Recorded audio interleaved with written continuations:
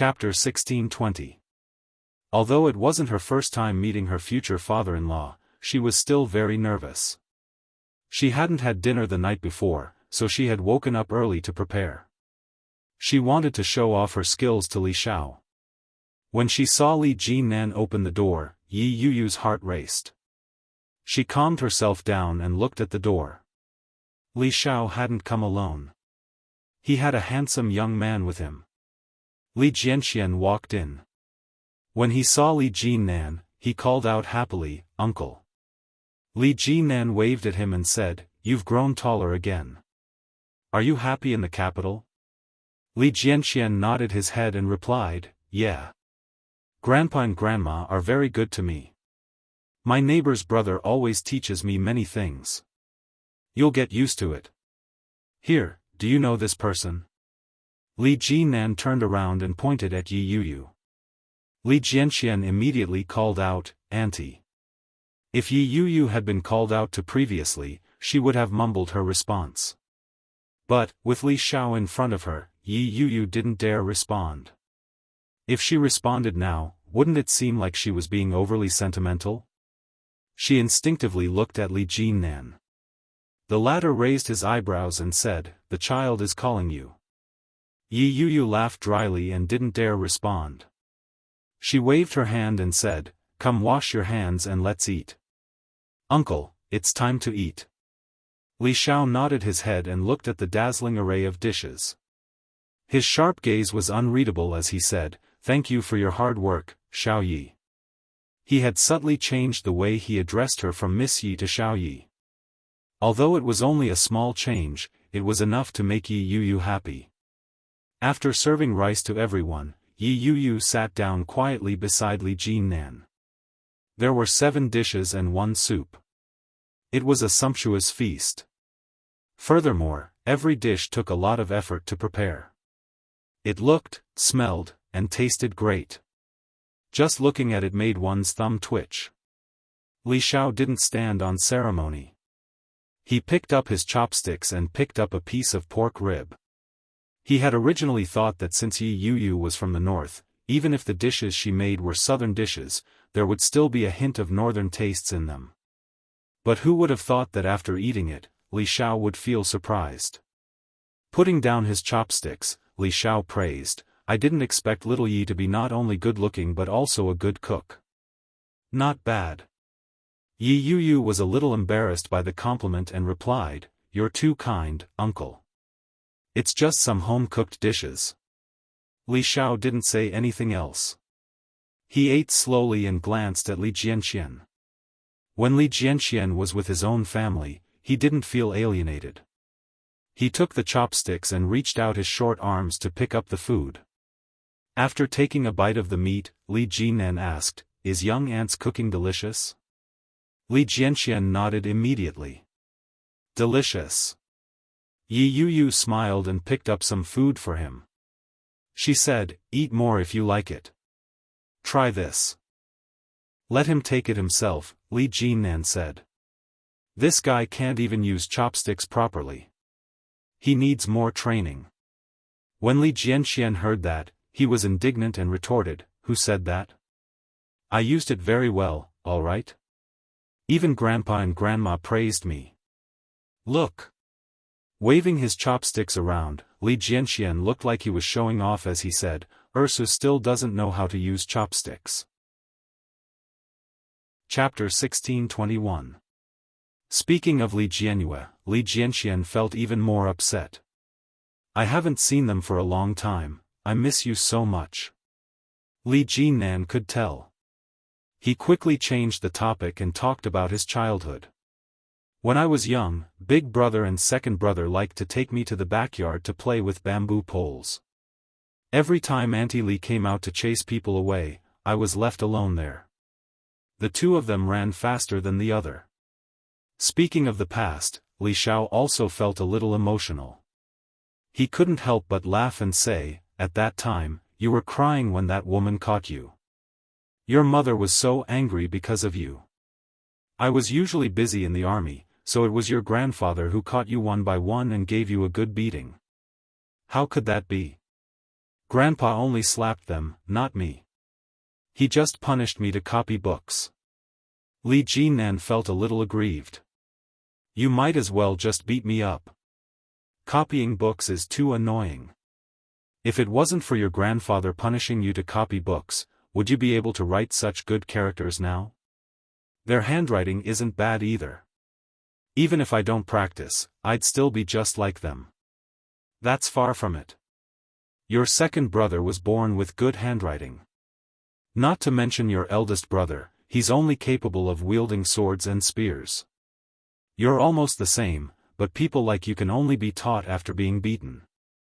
Li Jinan felt a little awkward and asked, Dad, can you save me some face in front of my wife? Yi Yuyu's lips curled into a smile. When Li Xiao heard this, he laughed and said, You three brothers, no matter who you are, you were not easy to deal with when you were young. If you don't beat them for 3 days, they'll go up the roof and tear down the tiles. Everyone is the same. Throughout the meal, Yi Yuyu didn't say much. However, she had heard many stories about Li Jinan's childhood. She had learned a lot. However, Yi Yuyu realized that during the meal, she was not feeling well at all. It seemed that the little fellow was not very happy. Li Jianxian ate and didn't talk much. From his expression, it could be seen that he was in low spirits. After dinner, Yi Yuyu called the little fellow over to her. She squeezed his little hand and asked, What's wrong? Not in a good mood? Li Jianxian shook his head. When Yi Yuyu saw that, she said, Wait a moment. Yi Yuyu walked back to her room and took out the little gift she had bought when she was grocery shopping that afternoon. It was a crystal ball that was exquisitely crafted. There were many refractive surfaces on it, making it look extremely dazzling. I don't know if you've heard the story of the crystal ball. There was a witch who turned her 3 sons into various animals. Yi Yuyu looked at him and softly told the story. She said, in the end, he used the crystal ball to break all the spells and lived happily with the princess. As she spoke, she fiddled with the crystal ball in her hand and stuffed it into his hand. I don't know why you're unhappy, but one day, there will be someone who will break all of your barriers. All of your unhappiness will be dispelled by that person. Thank you, little ant. Li Jianxian held the crystal ball and looked at the hundreds of himself reflected in it. I miss my sister. As he spoke, his eyes were a little red. He raised his head and said, Although she is very stupid and often causes me trouble, I have never been separated from her for such a long time since I was young. Chapter 1622. When Yi Yuyu heard that, she reached out and rubbed his head. That won't happen. I can't wait to admire you. Why would I embarrass you? You're a good brother. Li Jianxian lowered his head and didn't say anything. Looking at the crystal ball in his hand, his little face was expressionless. Yuxiu, the Li family. Li Jianyue hugged Xiao Su, who was still a puppy, and wailed loudly. Her tears and snot were running down her face. The golden retriever frowned, feeling wronged, and started barking along with them. Li Mosen stood in front of her helplessly and said, Why are you crying all of a sudden? Look, even the dog is scared by you. Li Jianyue cried even louder. Her fair and tender little face was full of pink crying marks. Li Jianyue's little body trembled as she cried and said loudly, I miss my brother, sob sob sob. The little girl's voice was soft and sobbing. It reminded Li Mosen of the past few days. Li Mosen saw that the little bed next to him, which was supposed to be sleeping with someone, was suddenly empty. For the next few days, Li Mosen felt a little down. Recently, when he saw Li Jianyue always laughing and playing with Xiao Su, he thought that she had forgotten. But who knew that once this kind of longing burst out, she couldn't control it. Desu went to the imperial capital alone. Would he miss them as much as they missed him? Perhaps he would also happily play with the children in the imperial capital and forget about his duties, right? Li Mosen's heart felt empty. He went forward and pulled Li Jianyue into his arms. Don't cry. If Daesu knew that you were crying, he would feel sad. Sob sob sob. Li Jianhua lay on Li Mosen's shoulder. Her tears and snot wiped on the clothes on his shoulder. Brother is very sad now. I can feel that brother is not happy. As she spoke, Li Jianhua wiped her tears and said, Mommy said that if brother doesn't want to stay in the capital, I can bring him back. The little girl seemed to have grasped a life-saving straw. She wiped her tears and sniffed hard. Mommy said that adults can't go back on their words. As he muttered to himself, he immediately got up. Hearing the baby crying, Nanny Rong was touched. His old eyes were also a little red. When he saw Li Jianhua running out barefoot, he hurriedly said, Hey, how can you run out without wearing shoes? Quickly put on your shoes before you go. Li Jianhua acted as if she hadn't heard anything. She ran straight to the phone in the living room and picked it up. Following her memory, she called Su Qianxi. Su Qianxi usually played and told stories with the children at home, but recently she had been busy in the company. Therefore, she had been staying in the company during the day. She helped Li Xicheng deal with some small things, which was similar to Cheng Yu's. At this moment, when she received a call from home, she immediately thought it was Nanny Rong. He picked it up, only to find that it was someone else. The sound of the little guy crying could be heard very quickly. Li Jianhua cried, Mommy. I miss my brother. Chapter 1623. Mommy, you're lying. The brother next door is on vacation. He goes home every day. Why doesn't my brother come home? Li Jianhua cried even harder. She sat on the stool and let Nanny Rong help her put on her shoes. When Su Qianxi heard this, she felt a headache coming on. She said, School is over, not vacation. Vacation is different from school. When will brother come home from school? After school, brother will go straight to Grandma and Grandpa's house in the capital. He won't come back to this house. Vacation means that he doesn't have to go to school for many days. Then, when will brother go on vacation? After the winter vacation. Brother can come back during the winter vacation. Li Jianhua was confused, but when she heard that her brother could come back, she immediately stopped crying and said, Then, Mommy, when is the winter vacation? It's around the new year. Then, when is the new year?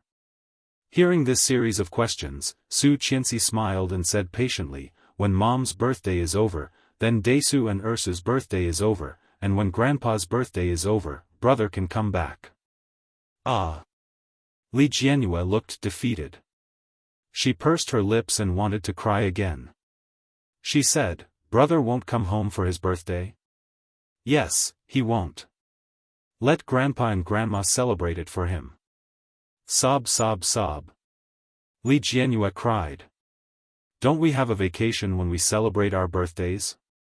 Mommy can celebrate our birthdays with us every year. Why can Mommy have a vacation but not brother? Brother has a vacation too. Su Qianxi was very patient. She thought for a moment and said, You're talking about the National Day holiday.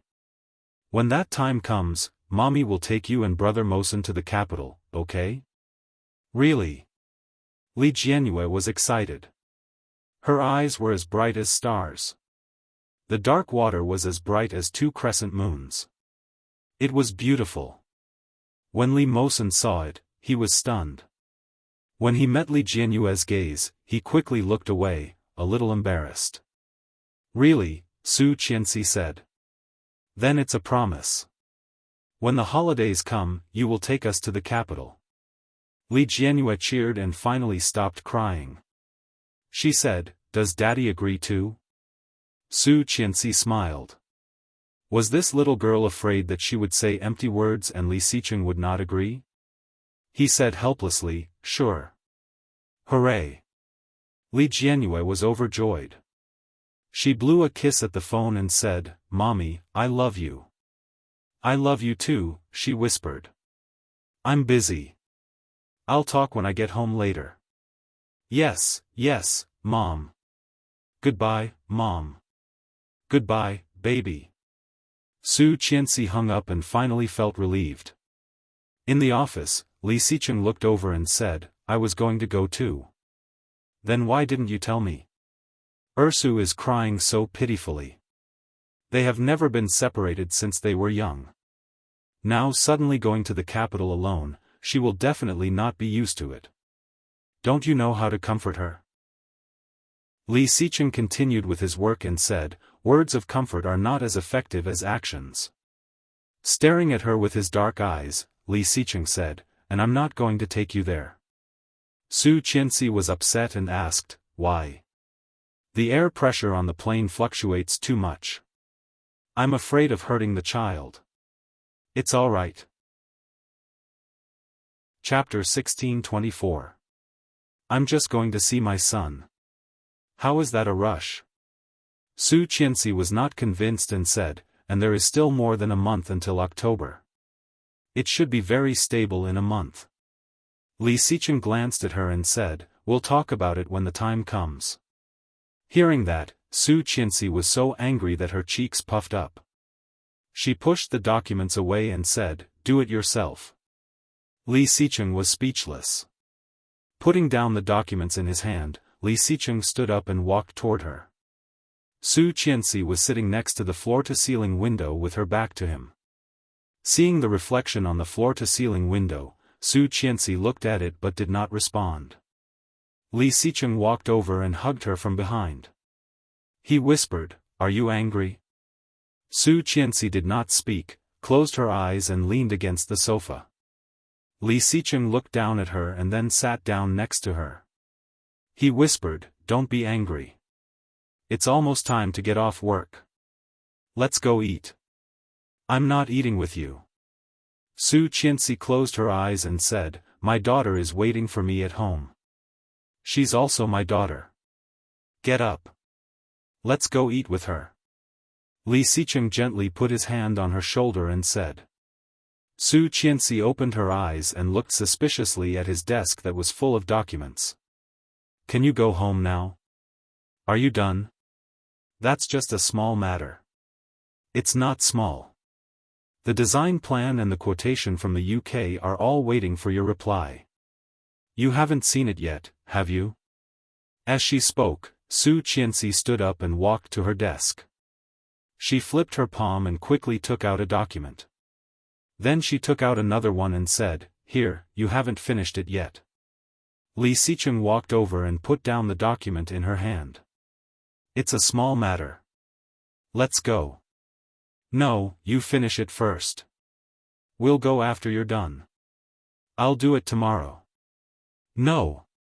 Su Qianxi's attitude was very firm. Li Xicheng was helpless and said, then wait for me. Okay. Su Qianxi nodded and then picked up her tablet to search for toys that girls liked. Li Xicheng was a good person in everything. He either didn't do it or devoted himself to it. After more than an hour, Su Qianxi looked at the time and found it was already past 6 p.m. He browsed the web while eating snacks. He was not idle at all. After dealing with the work, he asked his secretary to come in and tidy up his desk. Then they left together. Su Qianxi had just found a few nice dresses. She handed them to him and asked, what do you think of these? Li Xicheng glanced at it and nodded. You have good taste, but you need to prepare more clothes for little girls. There's no need to prepare so much. Ursu can't wear them all by herself. It's a waste to leave them there. I'm talking about preparing the baby. Isn't our little daughter still pregnant? Damn, you know it's your daughter. What if it's a son? It's a daughter. You see, we already have 2 sons and only 1 daughter, so this must be a daughter. Su Qianxi was amused by his absurd reasoning. She said, who would guess like that? I think it must be his son. We don't want a son anymore. If we have another son, we will have 3 sons. Li Xicheng frowned. Then how are we going to raise them in the future? It was too difficult for my parents to raise the three of us. Chapter 1625. Su Qianxi touched her slightly bulging belly and looked down, thinking. It was said that a daughter was a mommy's most considerate little cotton-padded jacket. She had almost no reaction when she was pregnant with this child. Could this really be his daughter? If that was true, then wouldn't the house be turned upside down by them? Li Xicheng loved his daughter so much that he was out of control. As for his son, he was basically left to fend for himself. Especially Li Jianxian, Li Xicheng even left him to fend for himself and directly threw him to the capital. Touching her belly, she whispered, "I think it's a son." Humph. Li Xicheng looked at her. Sons and daughters are the same. What are you humming for? You just want a daughter. Don't think I don't know. She pointed at his nose. Do you know what Desu likes to eat? Stewed eggs. Su Qianxi was surprised. So you knew? Do you know what Desu dislikes the most? Li Xicheng said with disdain, "You underestimate me. He is my son after all." What is it? Tell me. Coriander. She snorted and turned her head. I thought you didn't know. How is that possible? Li Xicheng said helplessly. I even know what Mosen likes and dislikes, not to mention that he's my biological son. Su Qianxi looked at Li Xicheng and said, speaking of Mosen, I dreamed of Tang Zhenghao last night. Li Xicheng gazed at her. Su Qianxi was still in shock and said, I dreamed that he was killed by Bo Xiao in the fire. There was such a big hole in his head, and even his brain was spurting out. And Tang Menjiang's mother, why are you dreaming of these people? Li Xicheng frowned in dissatisfaction and said, you should quickly forget about these things. It's useless to remember these people. Of course I know, but a dream is a dream. What can I do? Su Qianxi thought for a moment and said, I wonder how Tang Mengqing is doing. Rich in Vietnam, Li Xicheng said. I have people watching her. Don't worry, she can't do anything. Vietnam? Yeah, Li Xicheng said. Let's go home. He took out his car keys and opened the door. Su Qianxi quickly followed up and asked, does she know that you have someone watching her? I don't know. It would be terrible if I knew. He opened the car door for her and fastened the seat belt for her. My people have become her neighbors. Oh. That works too. Okay. He drove the car slowly and was soon on the road home. Hey, I also dreamed about something else last night. When Mosen grew up, he looked exactly like Tang Menjiang. He knew that the tragedy of the Tang family was indirectly caused by us. He hated me very much, Mrs. Li, he interrupted her. I need to remind you of a few things. She blinked and did not say anything. First, the Tang family's fate was not a tragedy. It was a matter of course. Holding the steering wheel firmly, Li Xicheng glanced at her and said, there's a saying that goes, if you don't ask for it, you won't die. They deserved it. Have you forgotten what they did to you? But. Chapter 1626. How could she forget? At that time, in the abandoned warehouse in the eastern suburbs, Tang Zhenghao had sent someone to hold a steel pipe as thick as 2 fingers to her belly. At that time, her belly was already 7 or 8 months old. She was pregnant with twins, so her belly was much bigger than the average person's. If that had happened, it wouldn't have just been 2 children. It would have been adults. Although she and the children were not harmed, she had lost her man for more than 4 years. Although it was already over, the despair was still very clear. Thinking of the past, Su Qianxi shivered and was still in shock. Looking at Li Xicheng, a living man was right in front of her, driving the car steadily. Su Qianxi calmed down and said, I won't forget. Seeing this, Li Xicheng knew that she had already thought it through and said, do you remember that I once told you that the Tang family has the blood of ingrates flowing in their bones? Of course, she remembered. Don't be afraid that Mosen will hate us. Now that things have come to this, we can only resign ourselves to fate. Li Xicheng sighed. If it really is like what you dreamed, then I will accept it. Who asked me to have a stupid kind wife? Su Qianxi didn't dare to speak. She opened her eyes and stared at Li Xicheng. When she adopted Li Mosen, she only felt that the child was very pitiful. She didn't think too much about it. In fact, after adopting Li Mosen, Su Qianxi hadn't even thought about this possibility. Who would have thought that such an unintentional dream would actually lead to such a worrying hidden danger? Li Xicheng glanced at her and said, "Don't think too much about it. I was just saying it casually. Mosen was raised by us. We will slowly train him in the future.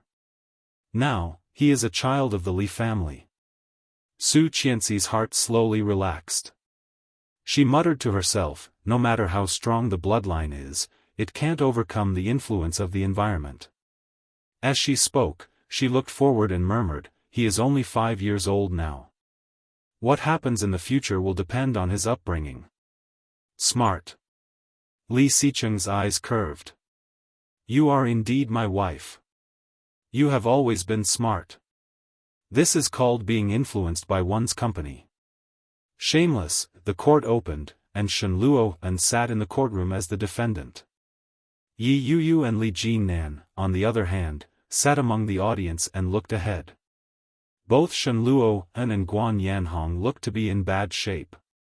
Both of them had lost a lot of weight, with unshaven beards and dark circles under their eyes. For Guan Yanhong, it was because of his daughter. For Shen Luo, it was because of the sudden imprisonment. The plaintiff, Guan, has accused me of murdering his daughter. I, Shen, have confessed. On account of my good repentance, I shall be sentenced to 20 years in prison. A heavy hammer slammed down, announcing that everything was settled. The weight in Yi Yuyu's heart was lifted. The Shen family's parents were excited, and Mrs. Shen burst into tears. "That's great, we don't have to die, we still have a chance to come out." Shen Jilia had only arrived in the capital yesterday afternoon. He reached out to pat his mother on the back and looked at Shen Luo with a frown. Shen Longyue, on the other hand, had a gloomy expression on his face. No one knew what he was thinking. Guan Yanhong stood up in court and bellowed, "How is that possible? I refuse to accept this. I want to appeal. Scum. You're all scum. Did my daughter die in vain?" Chapter 1627. The judge was very displeased and yelled, "Silence." Guan Yanhong acted as if he hadn't heard him and said, "There must be a trap. I'm not convinced. I want to appeal. This is the Supreme People's Court. Security, escort him away." Guan Yanhong was escorted away by 2 burly men, but he didn't stop. As he struggled, he yelled and screamed. His voice was very loud. The judge dismissed the court, and Shen Luo was quickly escorted away. As he was being escorted away, his eyes were fixed on Yi Yuyu, who was sitting in the audience. Yi Yuyu felt as if her heart was throbbing in pain. Li Jinnan gently placed his hand on her shoulder and said, "Don't worry. I'll get him out." Yi Yuyu's eyes reddened as she hugged Li Jinnan. Li Jinnan gently caressed her shoulder. His eyes darkened as he remained silent. When Shen Longyue and the rest of the Shen family witnessed the scene, they were not very happy. When Yi Yuyu had been with the Shen family, Shen Longyue hadn't been very fond of her. He had felt that the girl was very vicious. She had harmed Guan Kui so badly at such a young age. After spending some time with her, he realized that the girl wasn't very brave. She was also very kind. How could such a child push her own sister off the cliff? Because old Mrs. Shen didn't like her, Shen Longyue couldn't be bothered to talk to her. On the other hand, Mrs. Shen was quite close to Yi Yuyu. Shen Jilia's relationship with Yi Yuyu wasn't bad either. Mrs. Shen wiped away her tears as she looked at Yi Yuyu and Li Jinnan. He walked over to Yi Yuyu's side and called out, Yuyu. Yi Yuyu and Li Jinnan were in each other's embrace. She didn't notice them approaching. When she heard Mrs. Shen's voice, her body stiffened as she turned her head to look. Mrs. Shen's eyes were about to turn into little light bulbs from crying. They were slightly swollen, and her eyes were red. She looked exhausted. It was obvious that the past few days had been a torment for her. Yi Yuyu turned around and greeted, Uncle, Auntie, Jilia.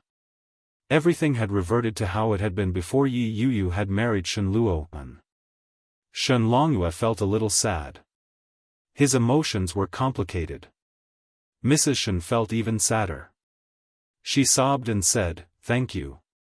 Auntie, what are you thanking me for? Yi Yuyu's gaze was calm as she replied, If you're thanking me for helping Shen Luoan, there's no need to thank me. It's what I should do.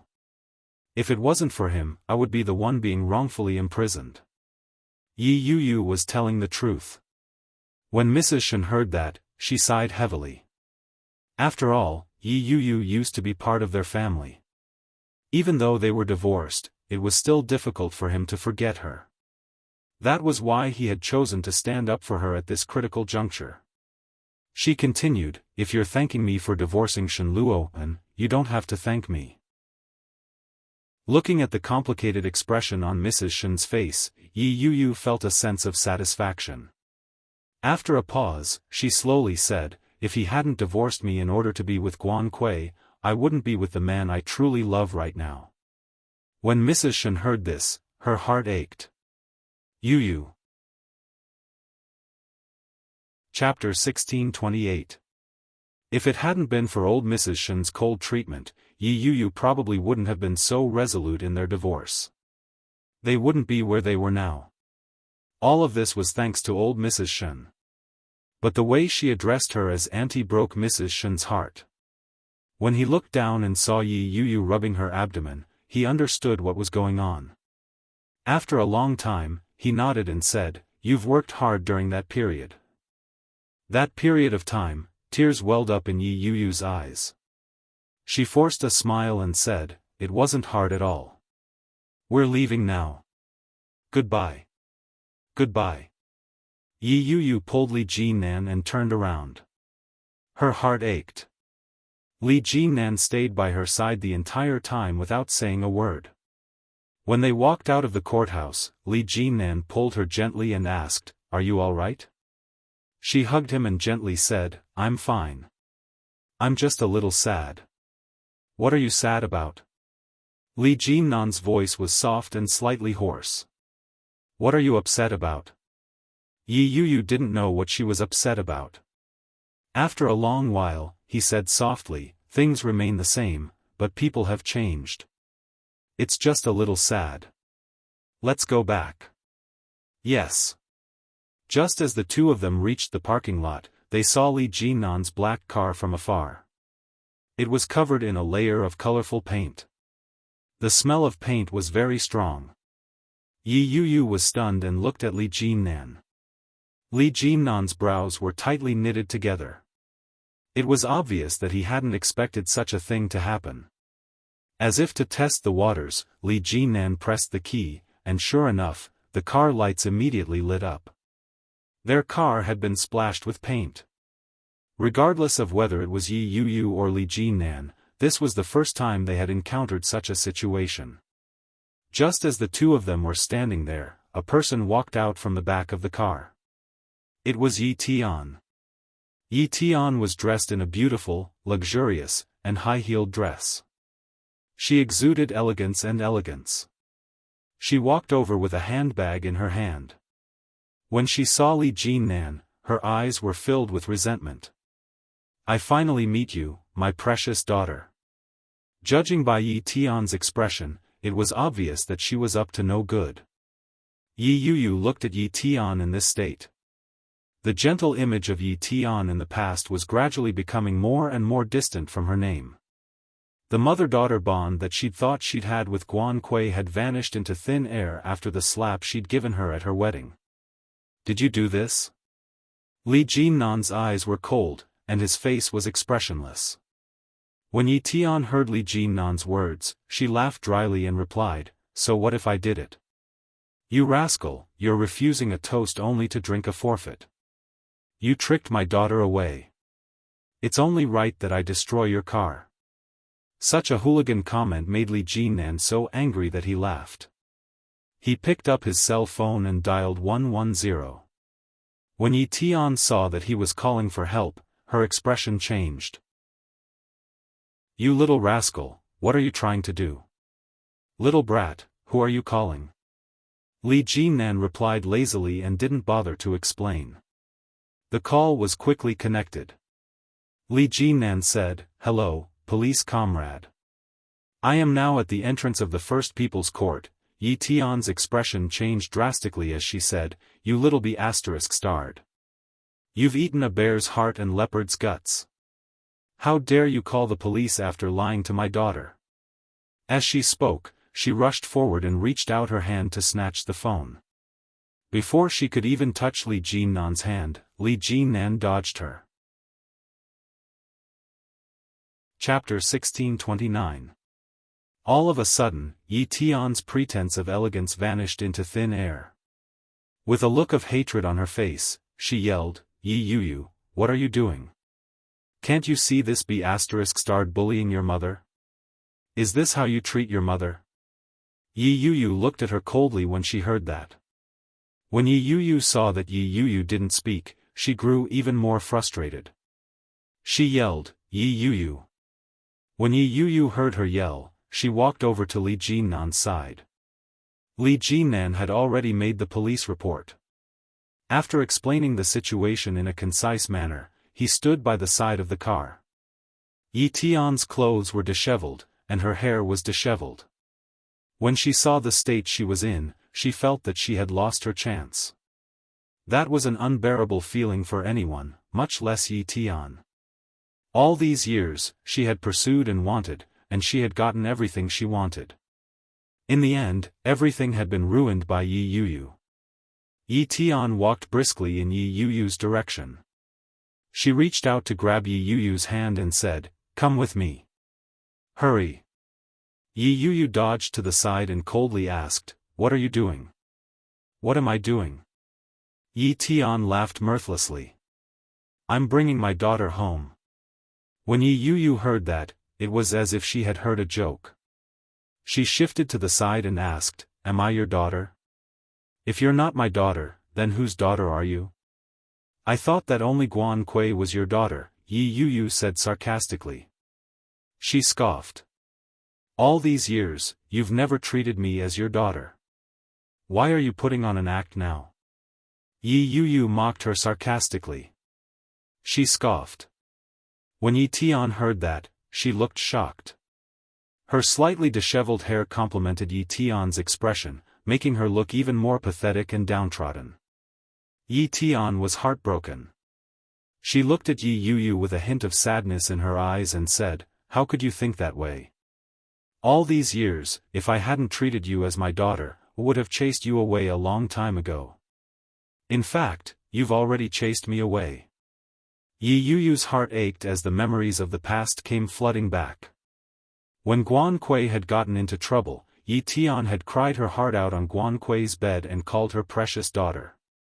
At that time, everyone gave her the cold shoulder. Other than the initial blame, Yi Yuyu spent the rest of the time blaming herself. When she couldn't stand the self-blame anymore, she left the Guan family. She thought that Yi Tian would try to persuade her to stay. However, the truth made her heart turn cold. Not only did Yi Tian not try to persuade him to stay, she even said in agreement, "That's a good idea. You move out first, and we'll talk about the rest later." One sentence in the future, and there would be no future. Yi Yuyu didn't want to return to the Guan family. However, Yi Yuyu still wanted to acknowledge her as her mother. Who would have guessed that when she was seriously injured while filming, Yi Tian had only visited her twice in the hospital for over a month. She had been hospitalized for over a month. Moreover, they would only stay for less than half a day before leaving in a hurry. Compared to the incident with Guan Kui all those years ago, Yi Tian was far too cold toward him. This time, when Guan Kui died, Yi Tian had slapped her in front of everyone. Yi Yuyu had already seen through everything. Perhaps, in Yi Tian's heart, she never saw herself as a part of her new family. Chapter 1630. Yi Yuyu laughed self-deprecatingly. She looked at Yi Tian with ridicule in her eyes. When Yi Tian heard Yi Yuyu's words, it was as if she had been greatly hurt. She replied, "How could that be? You were the one who wanted to leave. I couldn't even stop you." Yi Yuyu's lips curled into a mocking smile as she replied, "Is that so? I'm really sorry to have caused you so much trouble." Yi Tian looked relieved. She stepped forward and extended her hand to Yi Yuyu. "Don't throw a tantrum at mommy anymore. Come home with mommy. I don't have a daughter anymore. I don't want to lose you as well. Yuyu, mommy's good daughter. Come home with me, okay?" When Yi Yuyu heard that, it was as if a thin layer of ice had slowly melted away from her frozen heart. However, at the same time, a scorching hot brand was ruthlessly stabbed into it. It was painful, and thick smoke billowed out. "Are you referring to Guan Kui when you say you don't have a daughter?" Yi Yuyu asked softly. Her tone was extremely sarcastic. Yi Tian couldn't figure out what Yi Yuyu was getting at. After a moment, she said, "Yuyu, mommy knows that you hate me, but blood is thicker than water. Your father has already divorced me, and he's filing for divorce. This is all your fault. If it weren't for you, Kui wouldn't have done something so foolish." Yi Tian's words made Li Jinnan's eyes narrow. Yi Yuyu didn't react in time. She only paid attention to the first half of her sentence. With a cold laugh, she asked, "Are you referring to Guan Yanhong?" Yi Tian was stunned for a moment before replying, "Yes, I only have one father. His name is Yi Zhenhua. Guan Yanhong is merely your husband and my stepfather." Yi Yuyu looked at Yi Tian with sympathy in her eyes. "Is my stepfather finally seeing your true colors and divorcing you? That's a cause for celebration." Her tone was exactly the same as when Yi Qianqian had mocked her a few days ago. Yi Tian widened her eyes and looked at Yi Yuyu in disbelief. When Yi Yuyu saw the expression on her face, her lips curled up in a smile as she said, "Filing for divorce. Does that mean you're leaving the family with nothing?" "That's right," Li Jinnan replied. He looked at Yi Tian sympathetically and said, "Come to think of it, your mother was quite pitiful." Yi Yuyu hadn't expected him to suddenly speak. She turned to look at him with surprise in her eyes. She's already so old. She's at the end of her life, yet she got divorced. She won't have any children to send her off in the future. How tragic. Li Jinnan clicked his tongue and shook his head. His eyes were filled with pity. When Yi Yuyu heard that, she didn't feel good either. Yi Tian was indeed no longer young. Marrying the wrong man had ruined her life. When Yi Tian heard his words, she flew into a rage.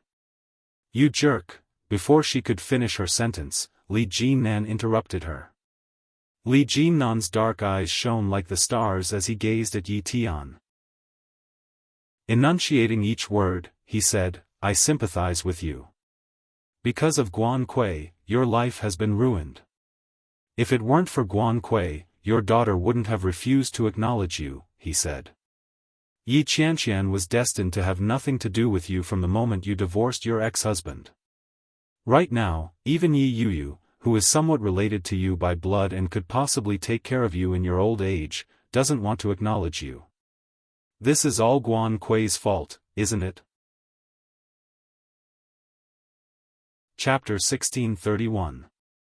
Li Jinnan looked at Yi Tian and took a step forward.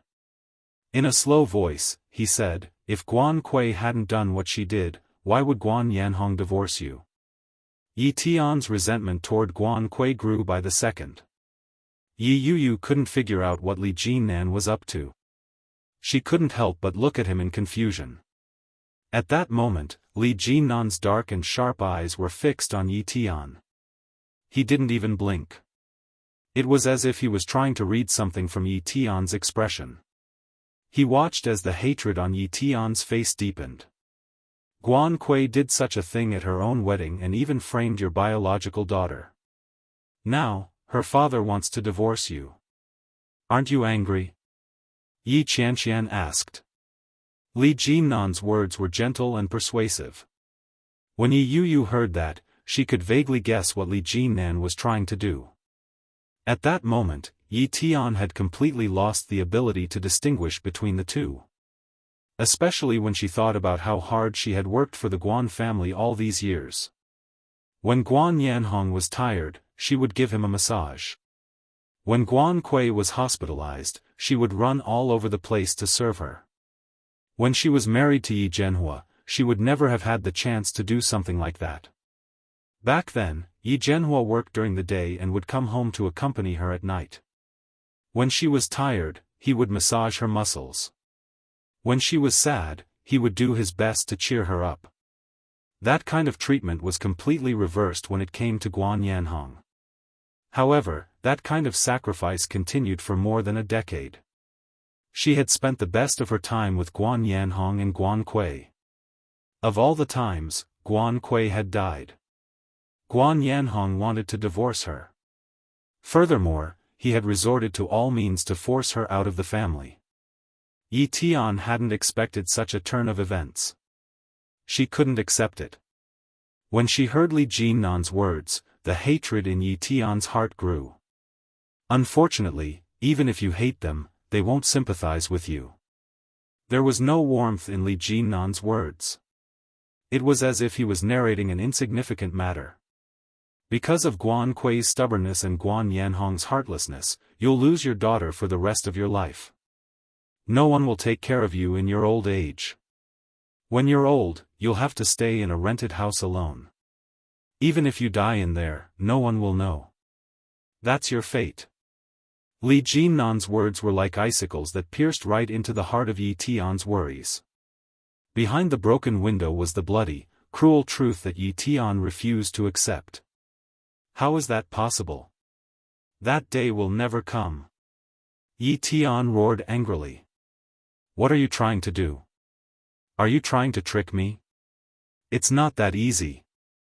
When Li Jinnan heard that, he coldly mocked her and said, I'm just telling you what your future will be like. However, even if I don't say it out loud, you'll be able to figure it out for yourself. Otherwise, you wouldn't be here today and trying to get Yi Yuyu to leave with you, would you? Yi Tian's expression darkened when she heard that. Li Jinnan's eyes were filled with mockery. He looked at her calmly and said, It's time for you to make plans for the future, Madam Yi. Yi Tian's expression changed. She asked helplessly, What can I do? Chapter 1632. Li Jinnan's red lips were tightly pursed. His brows were slightly furrowed. His expression couldn't be more serious. Yi Yuyu, who was listening from the side, trembled in fear. She looked at Li Jinnan in a different light. She had never imagined that Li Jinnan would have such a sharp side to him. Yi Tian was moved by Li Jinnan's words. She gritted her teeth and said, He's also a B** starred. He clearly knew that Guan Kui committed suicide, but he insisted that it was Yi Yuyu's fault and almost landed her in jail. That old B** starred is just like that little B** starred. Both of them are degenerates. Yi Yuyu's heart skipped a beat when she heard Yi Tian's words. Her eyes widened in disbelief. Guan Kui committed suicide? In other words, everything that Guan Yanhong had done was all a facade. They knew the truth a long time ago, but they just didn't want to say it. Yi Yuyu's heart, which was already cold, suddenly felt as if a blizzard had struck it. She had thought that her heart couldn't be any colder. When she heard that Yi Tian had helped them hide such an important matter, she couldn't help but feel sad. Looking at Yi Tian, who was standing in front of her, Yi Yuyu wanted to laugh, but she couldn't. Who was the one who called the police just now? A booming voice rang out.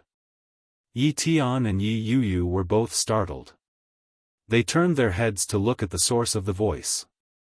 Four police officers walked over and saw the car that had been splashed with colorful paint. It was me, Li Jinnan replied. What's going on? Li Jinnan briefly explained the situation. Yi Tian was a little shocked. She instinctively took a step back, but she was quickly restrained by the police. Come with us. Sir, you should come with us too. Li Jinnan nodded his head slightly and replied, Indeed, I should make the trip. There's something else that I need your help with as well. Let's talk about it at the police station, the officer said. Leave this to us. We'll get someone to test the model of the car and how long it's been bought. We'll then ask for compensation from this lady. One of the police officers looked at the car and shook his head. This car doesn't look cheap. It must cost at least $1 million. When she heard the price, Yi Tian's face turned pale. At the moment, Yi Tian and Guan Yanhong were in the midst of divorce proceedings. If everything went according to plan, Yi Tian would not get a single penny after the divorce. There was no alimony, and there was nothing more. How was he going to take out more than $1 million? When Li Jinnan saw the expression on Yi Tian's face, he already had a plan in mind. He said, Madam Yi, perhaps we can discuss this privately. The policemen looked at each other. They could not figure out what this young man wanted to do. It's such an expensive car. Even if she wants to settle it privately, she can't afford to pay for it. However, judging by Yi Tian's attire, she didn't look like she couldn't afford it. Why did his expression change so much? When Yi Tian heard Li Jinnan's words, it was as if she had grabbed hold of a life-saving straw. She immediately replied, Let's settle it out of court. Private. You're my son-in-law after all. You can't really make me pay so much money, right? Yi Yuyu found those words laughable. She retorted, Why didn't you think of the consequences when you ordered them to splash paint? Besides, who's your son-in-law? Our relationship is no longer that of mother and daughter, Madam Yi Tian. Chapter 1633. She had only splashed the paint on the car for a moment of pleasure. She had originally thought that the car belonged to Yi Yuyu's man anyway. No matter what, he would give Yi Yuyu face and not be calculative with her. After all, the Li family wasn't lacking in money. She had been wrong. She had been terribly wrong. Yi Tian had never expected that Li Jinnan would actually call the police without any hesitation. He didn't show any mercy at all. She clenched her jaw and glared at Yi Yuyu. In a fit of rage, she said, I'm your mother. Yi Yuyu shook her head and replied, You don't deserve it. Those 3 words were spoken casually, but they completely dissipated Yi Tian's anger.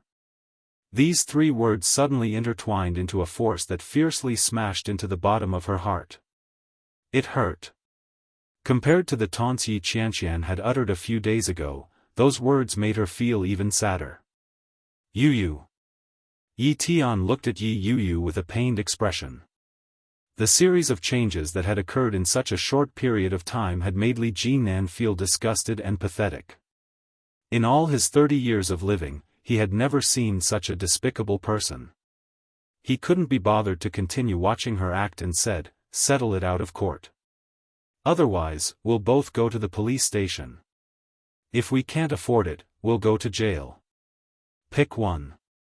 Yi Tian panicked when she heard that. How can I go to jail? I'm your mother-in-law. That's not what you said just now. Li Jinnan's tone was mocking, but it was barely noticeable. Yi Tian was at a loss for words. She quickly said, Settle it out of court. What do you want? If that's the case, I'll have to trouble you to go back. I'm sorry. The officers who had been dispatched were all veteran officers who had been on the job for many years, but they had never encountered such a bizarre incident.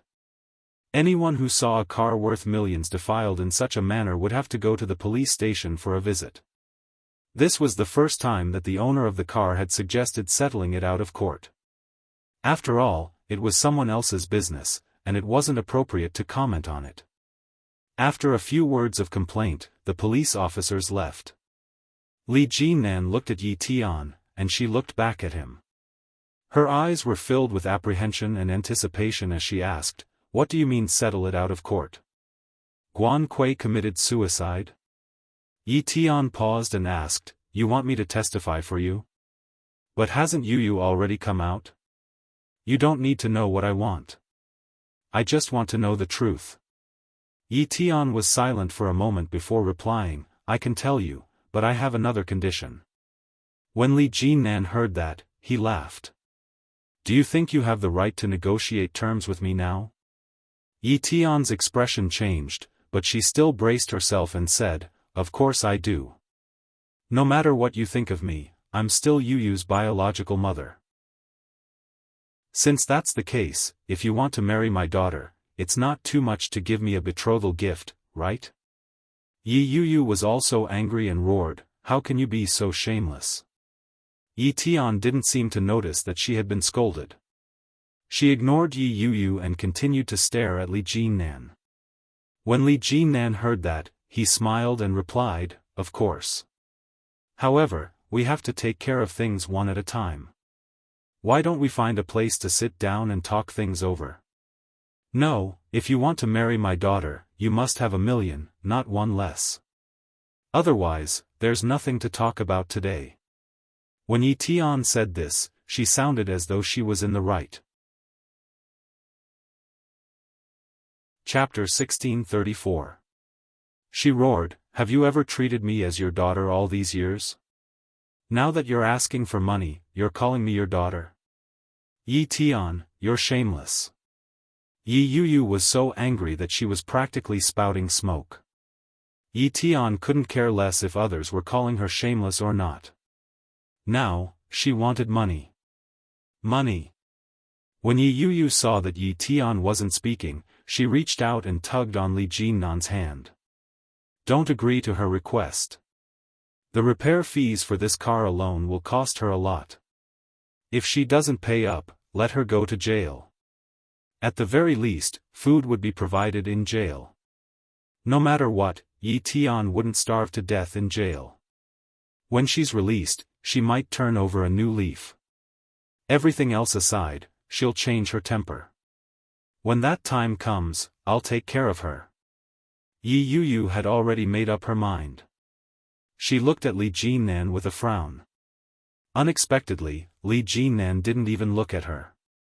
He looked at Yi Tian and said, "Fine, I agree to your request." When Yu heard that, she panicked and said, "Are you stupid? You've been tricked." Li Jinnan reached out and placed his hand on hers. "She's right. If I want to marry you, I have to give your parents a betrothal gift. 1,000,000 for a wife isn't a loss." When Yu heard that, she felt even more indignant. She said, "You're really going to piss me off." Yi Tian, on the other hand, was elated. Her originally tense expression relaxed. Looking at Li Jinnan, Yi Tian felt more and more satisfied. She said, "You're the one who said it. Prove it to me. Come, I'll record it. In case you go back on your word." As she spoke, Yi Tian took out a recording pen and walked over to Li Jinnan. Yu was infuriated. She reached out and slapped her hand away.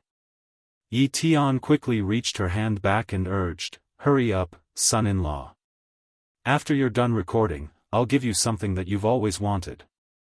Yu assumed that it was a trap and said, "No way." Yi Tian was infuriated. "Are you even my daughter? You traitorous B***tch. Li Jinnan reached out and pulled Yu behind him. He took the voice recorder from Yi Tian's hand and said in a serious tone, "Li Jinnan, have agreed to pay Madame Yi Tian the betrothal gift for my marriage to her daughter, Yu. It is a total of $1,000,000. After recording one sentence, he threw the recording pen back. When Yi Tian heard that, she felt that it wasn't enough.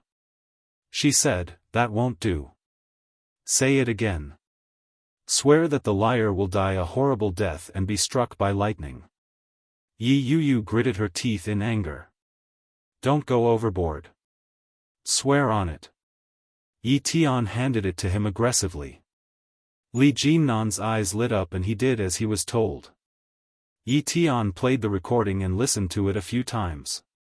After confirming that there were no mistakes, she put the recording pen away. Then, she gave Li Jinnan a small ceramic pendant. The pendant was a Kelda duck. It looked very cute, and it was holding its head with a serious expression.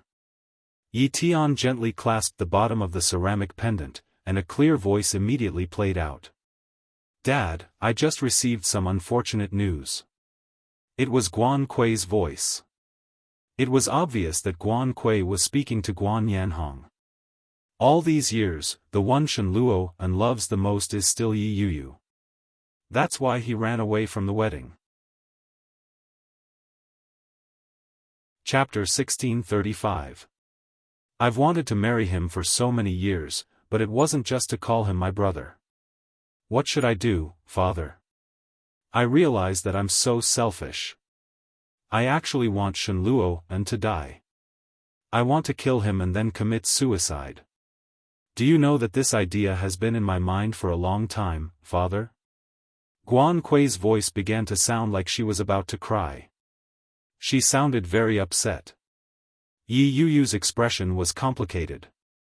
She looked at Yi Tian and listened to the recording. Her heart sank. After receiving the news, I've been trying to call him, but his phone has been switched off. Dad, I'm thinking, is it because I'm not good enough? Or is it because I'm not as good as Yi Yu that he chose her over me? Every word that Guan Kui said was heartbreaking. It wasn't hard to imagine Guan Yanhong's face breaking down when he heard that. I just saw Yi Yu.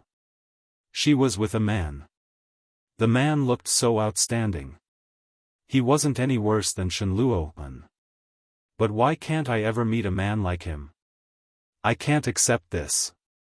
Dad, since I can't kill Shen Luo, I'll kill Yi Yu instead. That woman has ruined too much for me. I don't want to let her off so easily. In any case, I'm mentally ill. Mentally ill people don't have to bear any legal consequences when they commit crimes. At most, I'll just have to spend a few more days in the mental hospital. Li Jinnan's face darkened as he listened. He turned his head to look at Yi Yu. He was still in a state of shock. He didn't dare imagine what his reaction would have been if Yi Yu had been the one who had died. That way, Shen Luo will be in great pain. Ha ha ha. Dad, isn't my idea great? Immediately, the recording device was filled with the sound of rustling. No one spoke again. Only the sound of glass containers clinking and water being poured could be heard. As long as Yi Yu drinks this, she will die without a doubt. Li Jinnan was filled with rage when he heard that. His originally expressionless face darkened to the extreme. Following that, the sound of thermos bottles clinking and lids being twisted could be heard. There was silence. Yi Yu hadn't expected to hear such content. She was shocked and confused. She asked, "That's it?" "Not yet. There's more to come," Yi Tian replied. Indeed, after a few minutes, the voice on the other end of the line said, "Dad, I've reconsidered. If I really kill Yi Yu, Shen Luo will not return to my side."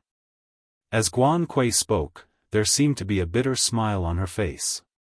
She self-deprecatingly said, "Who would want to spend the rest of their lives with a deranged murderer?" Indeed, he was quite self-aware. "So, Dad, I've decided. I want them to remember me forever and never forget me." Guan Kui's voice paused for a moment. In a very soft voice, he said, "Perhaps Luo will forever feel guilty towards me. I want Yi Yu to be sentenced to death. I want Yi Yu to die. No one can stop me." When Li Jinan and Yi Yu heard that, their hearts skipped a beat. I love you, Dad. I hope I can be your daughter again in my next life. I've let you down in this life, dash.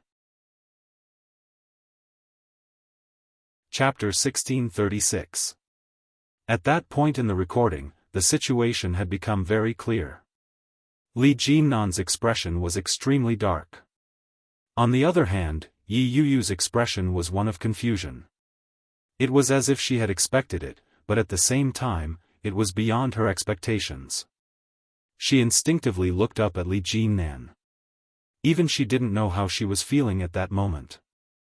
After a long time, she finally said, in that case, can we use this recording to rescue Shen Luo'an?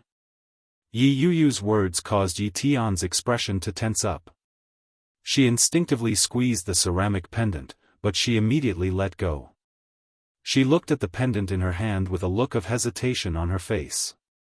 Because of Li Jinnan's words, Yi Tian had impulsively blurted out the matter and even produced the recording.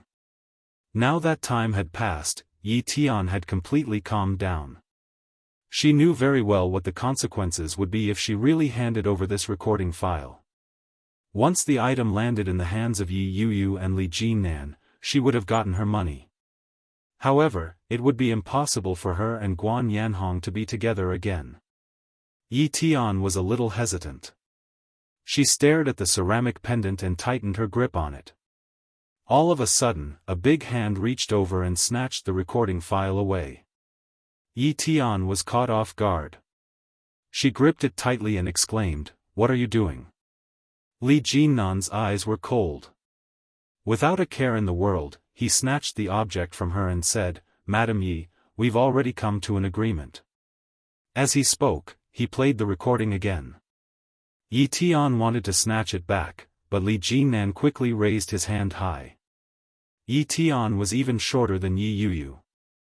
She couldn't reach Li Jinnan's hand at all. The voice rang out clearly and played the recording again. After making sure that Yi Tian hadn't tampered with it, Li Jinnan stuffed the object into Yi Yu's handbag. "Keep this safe. We can contact the lawyer now." Li Jinnan's voice was cold and determined. He looked at Yi Tian with his bright, dark eyes and slowly said, "Thank you, Madam Yi." Yi Tian was getting more and more anxious. She looked at the Kelda duck that was being taken away and cried out, "Wait." Li Jinnan ignored her. He held Yi Yu's hand and calmly said, "Let's go." Yi Yu reacted quickly and turned around. However, when he saw the car, he still felt like he was about to collapse. The destruction was too thorough. As Yi Tian watched them walk further and further away, she felt increasingly uneasy. He stood there for a long time without moving. "You have to plan for your own future. Guan Yanhong has already lost a daughter, and the two of you are about to get a divorce. Yi Tian, you have to work hard." In the empty parking lot, Yi Tian whispered to herself, "After the divorce, you'll have nothing. You won't have anyone to send you off when you're old. You have to make plans for yourself." Yi Tian muttered to herself. However, her heart felt increasingly empty. She looked ahead and saw Li Jinnan embracing Yi Yu. The sight of the two of them snuggling together was very sweet. This was her daughter, her son-in-law. At the end of the day, Yi Yu was his daughter. However, what she did today, was it right or wrong? Guan Yanhong was detained for 3 days. In the end, he was bailed out by his lawyer. Chapter 1637. Since I can't kill Yi Yu, I'll make sure she lives the rest of her life alone. My daughter's death can't be in vain. When the lawyer heard Guan Yanhong's words, he hesitated and said, "Mr. Guan, we might not be able to handle this matter for the time being." Guan Yanhong paused for a moment. He stood where he was and looked at the lawyer. With a smile, he said, "In that case, we'll get another lawyer who can handle it." The lawyer's expression was still solemn as he said, "I'm afraid that no matter how many lawyers you get, they won't be able to help you at this point in time. As he spoke, he took out a lawyer's letter and said, "I've just received this. There's been a new development in the case of your daughter's death." "What? A new development?" Guan Yanhong thought he had heard wrongly and yelled, "Isn't this case already closed?" Shen Luo was sentenced to 20 years in prison, but that B*TCH, Yi Yuyu, was completely fine. As he spoke, he seemed to have thought of something and asked, could the evidence be pointing back to that B*TCH again? The lawyer shook his head and handed the letter over to Guan Yanhong.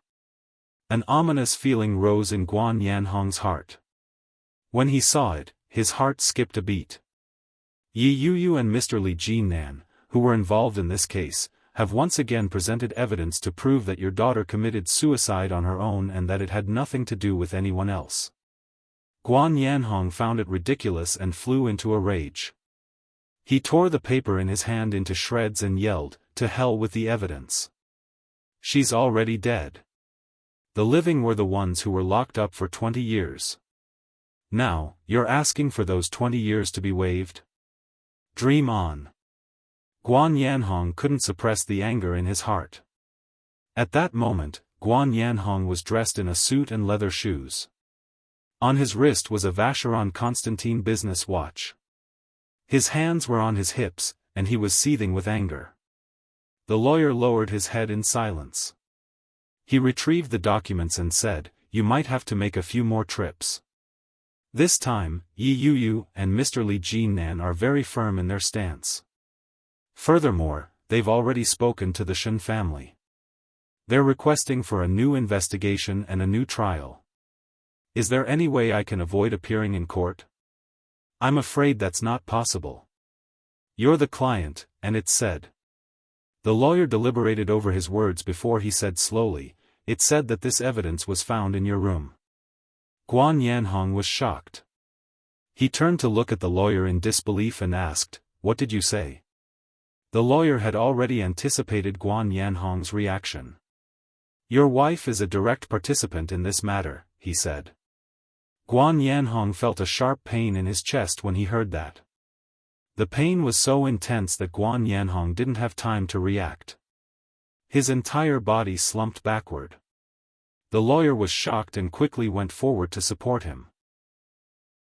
Guan Yanhong collapsed on top of the lawyer, gasping for air. "Guards! Help me call an ambulance." Guan Yanhong's sudden admission to the hospital was unexpected. However, the court summons should be issued as scheduled. The trial date was set to be 3 days later.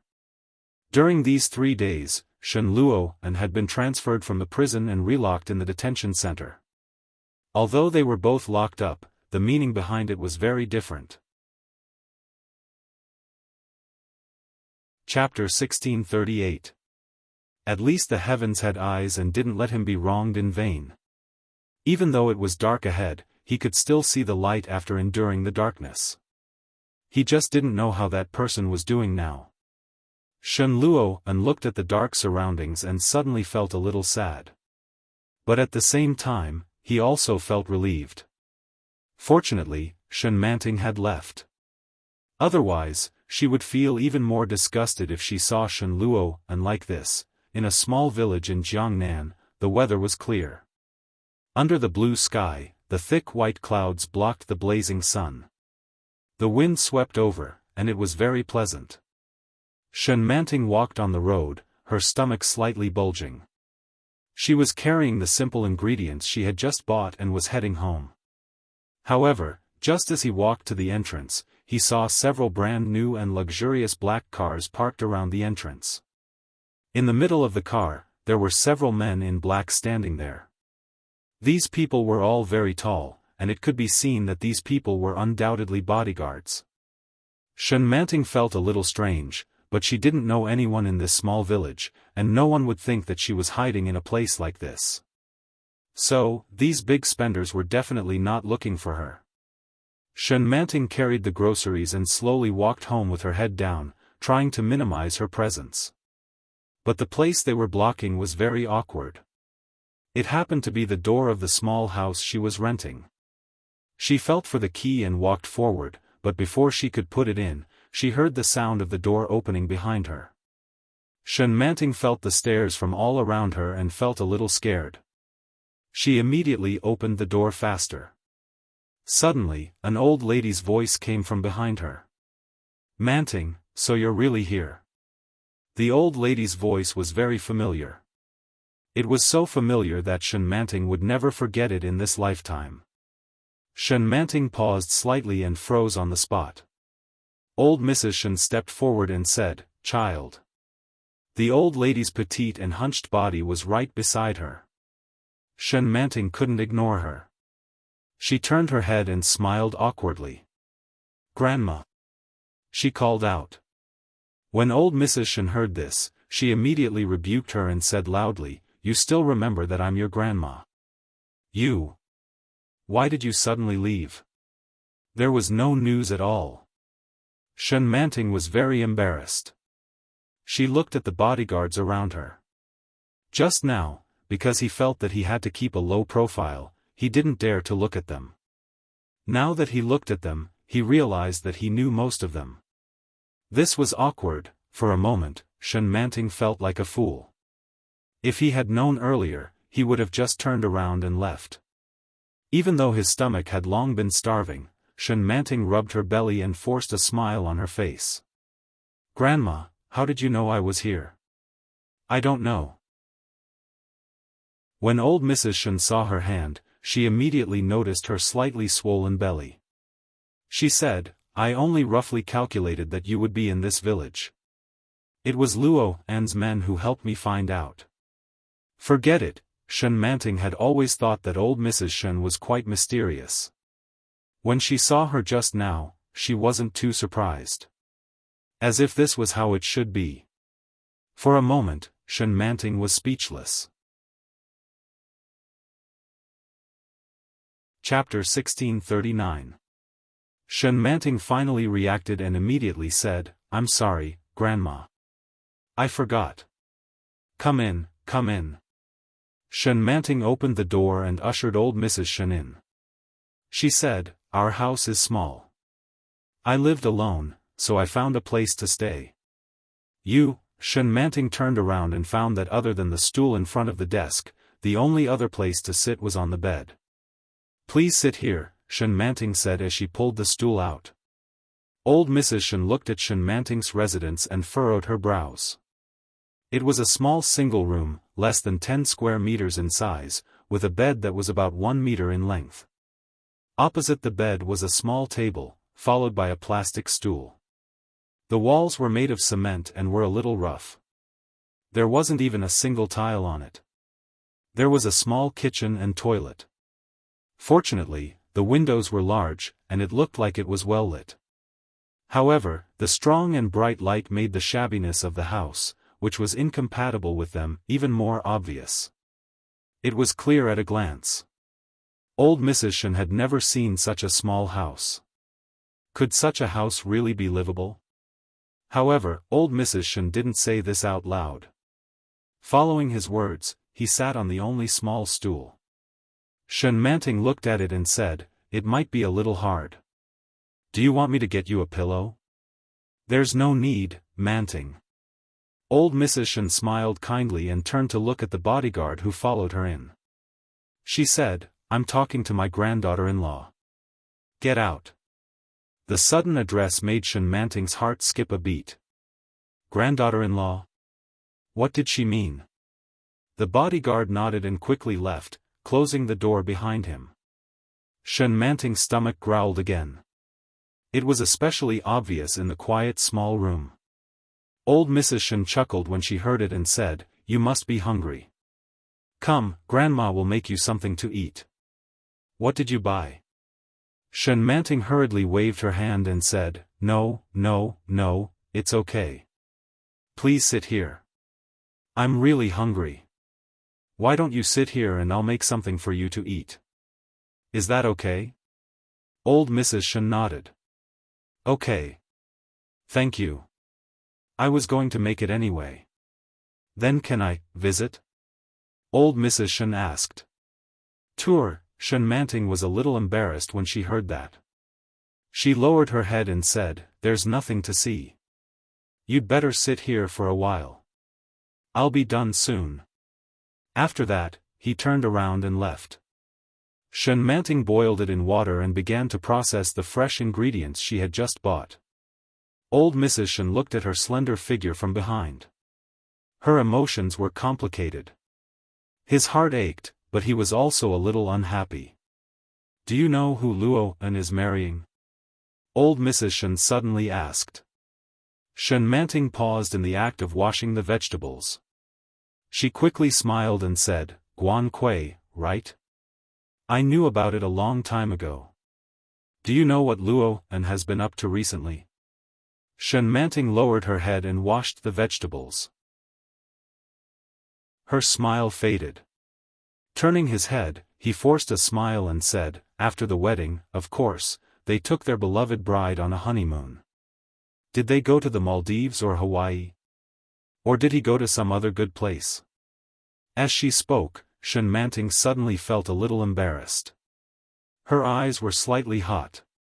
She turned around and said, "Help me give him my blessings." When old Mrs. Shen heard that, she knew she had no idea at all. She sighed and said, "Guan Kui is dead."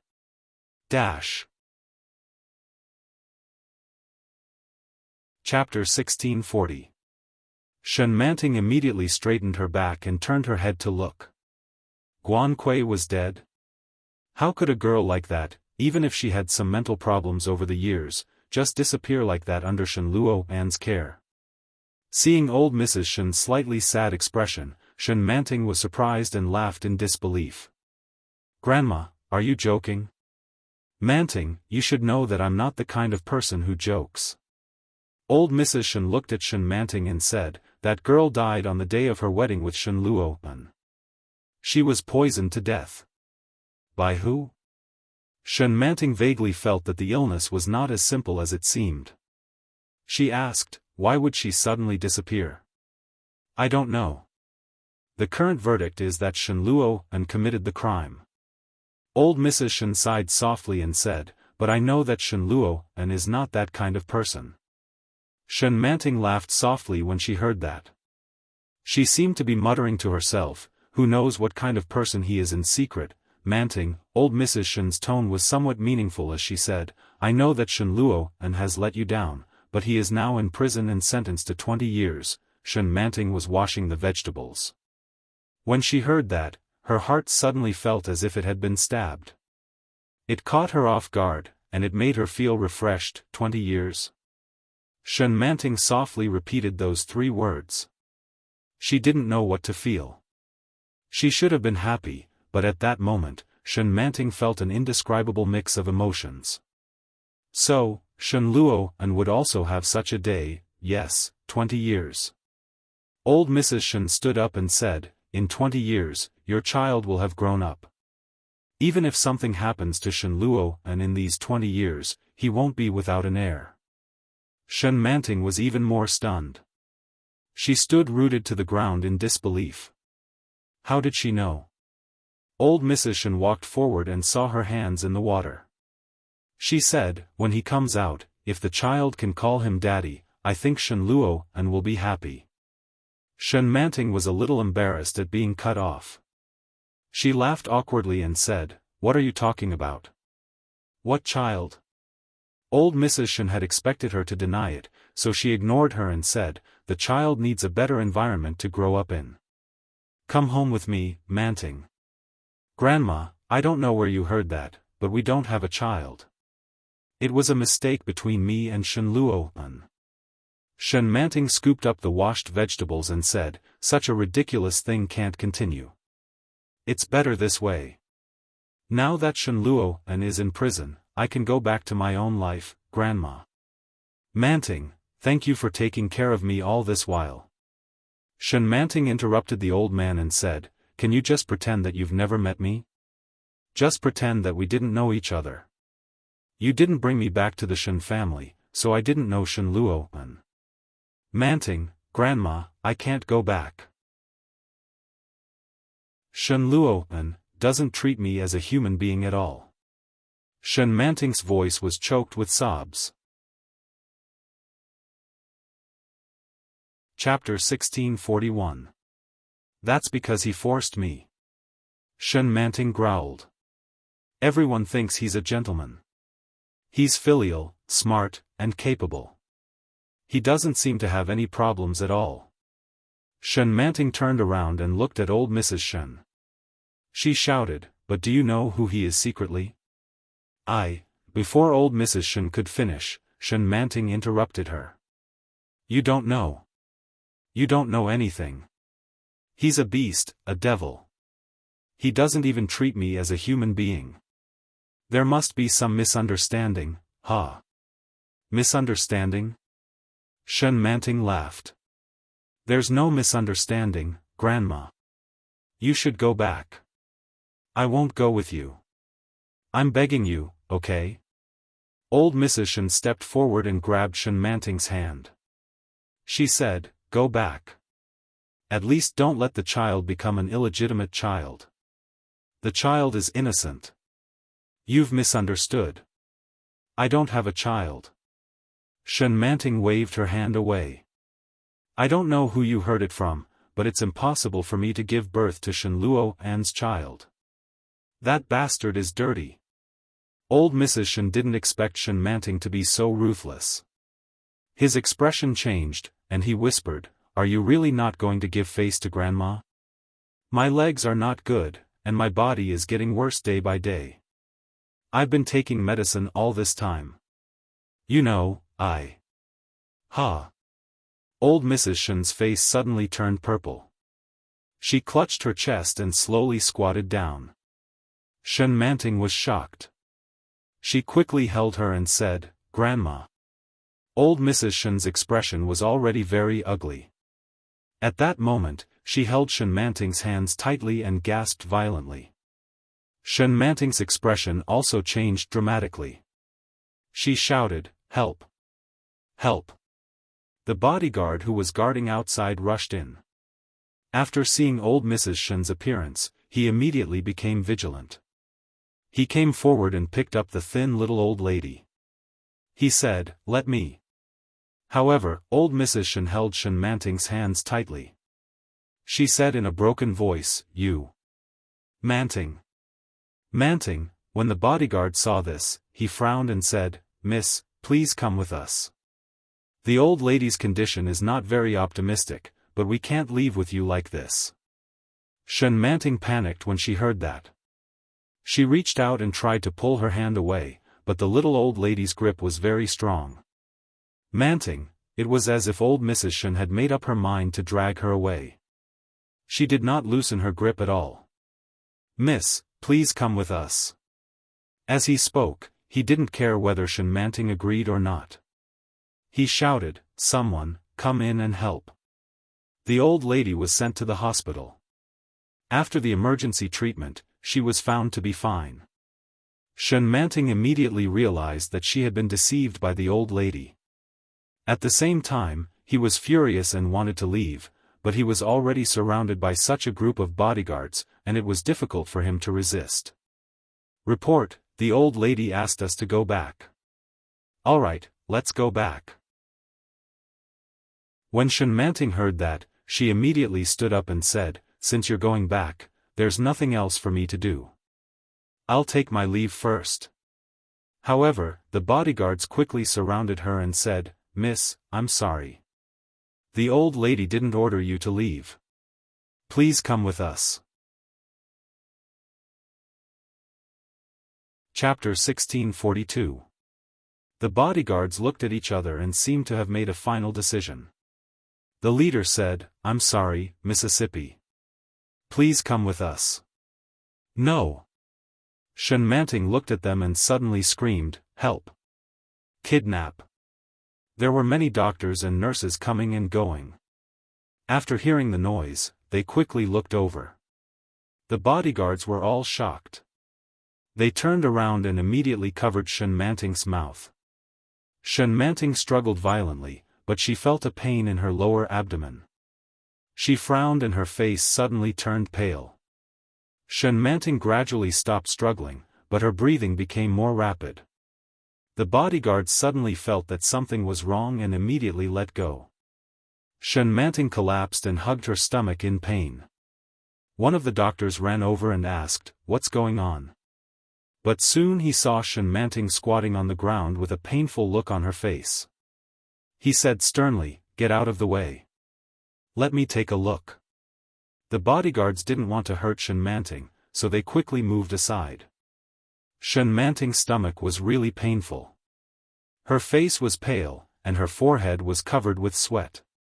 She was carried to the hospital bed. The doctor examined her and asked, "Where does it hurt?" "Stomach. Baby." Shen Manting was in so much pain that it was difficult for her to speak. She grabbed the doctor's white coat with a pale face and said, "I haven't eaten all day." "Is this the reason?" The doctor's expression immediately turned serious and said, "How can you not eat all day when you're pregnant? Send her to the obstetrics department." The news that Shen Manting was pregnant soon reached old Mrs. Shen's ears. Especially when he heard that it was very likely that she had not eaten for a whole day, he immediately blamed himself in his heart. When they arrived at Shen Manting's ward, she was sleeping comfortably. She seemed to be extremely vigilant. Her brows were tightly furrowed, and her whole body was curled up like a newborn baby. Her hands were wrapped around her stomach, and her face was pale. She had changed into a patient's gown and was now on an intravenous drip. She didn't seem to be in good condition. Old Mrs. Shen walked forward and was very distressed. This child had been an orphan since she was young. It wasn't easy for her to live a good life, but she met her grandson. Although old Mrs. Shen didn't know what had happened between them, she could tell that Shen Manting was very repulsed by Shen Luoan. In fact, it could even be said that he hated them. It seemed that old Mrs. Shen's entrance had disturbed the person who was sleeping soundly. Shen Manting curled up on the bed and opened her eyes. Shen Manting froze when she saw old Mrs. Shen. Then, he looked around. It was a vast expanse of whiteness. The smell of the potion wafted over, and the back of his hand stung slightly. He was at the hospital. How long had it been? No matter how uncomfortable she was, she did not dare to come to the hospital. In her current situation, she could not afford the expensive medical fees of the hospital. Old Mrs. Shen sighed and said, "Manting, I'm sorry. I let you down." "Thank you." Shen Manting suddenly said, "Thank you for remembering me and being willing to look for me. I will remember your great kindness, but I really can't go back with you." "Why?" Old Mrs. Shen was indignant. "Am I not good enough to you?" Chapter 1643.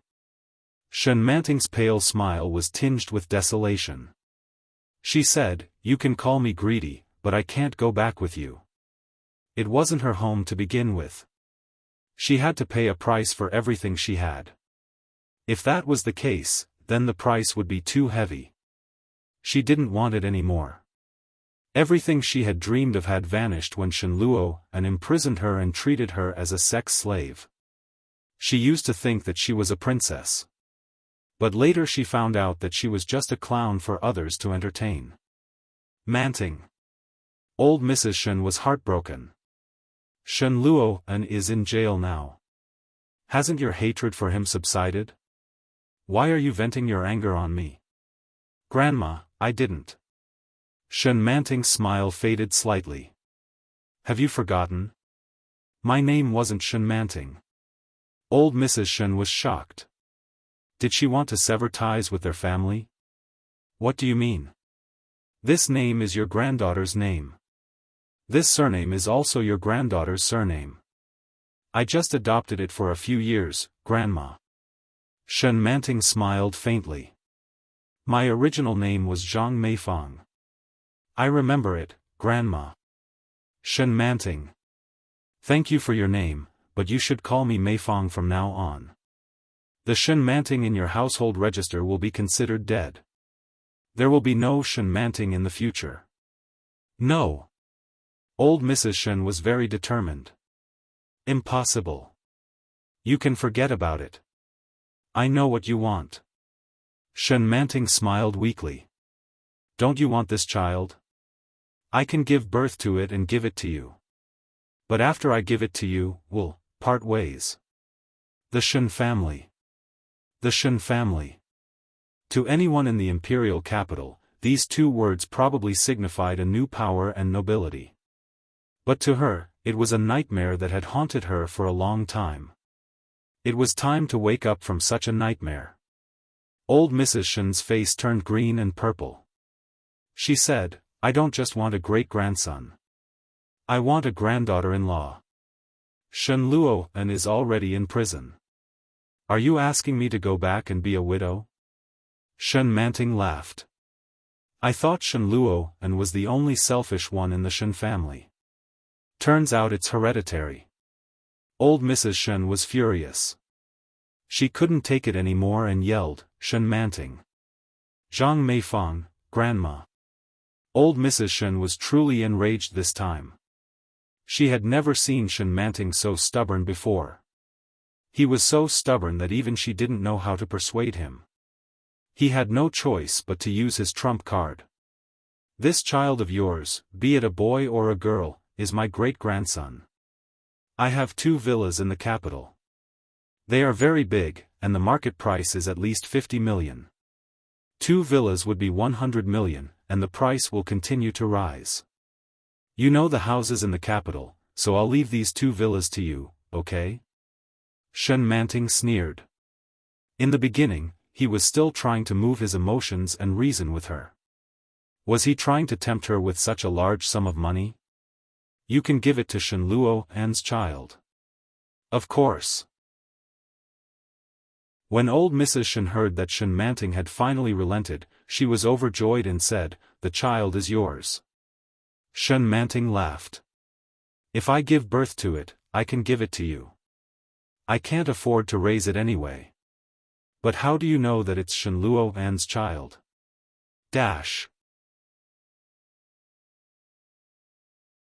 Chapter 1644. Old Mrs. Shen hadn't expected Shen Manting to say that. She was stunned for a moment, but quickly reacted and said, this child must belong to the Shen family. It can't be wrong. Manting, you can fool me, but you can't fool the heavens. Shen Manting felt her hair stand on end. After spending so much time with old Mrs. Shen, Shen Manting believed in it. It was just like how the old lady couldn't accept Yi Yuyu as her granddaughter-in-law. From the moment Yi Yuyu married into the Shen family, old Mrs. Shen began to reject her. No matter how big or small it was, as long as she could cause trouble for Yi Yuyu, old Mrs. Shen would be the first to rush forward. She was adamant that Yi Yuyu wasn't fated to be their daughter-in-law. She was fated to marry twice. In the end, it turned out to be true. Yi Yuyu was now with Li Jinnan. They were a couple, and it wasn't long before they got married. Now that she heard old Mrs. Shen's words, she lost the courage to deny it. Manting, what do I have to do for you to go back with me? Tell me. I'll do it for you no matter what. As long as you're willing to go back, I'm begging you. Her words were serious, but Shen Manting knew the old lady well. What she said was only an expedient measure. No one knew what the specifics would be. Grandma, just give up.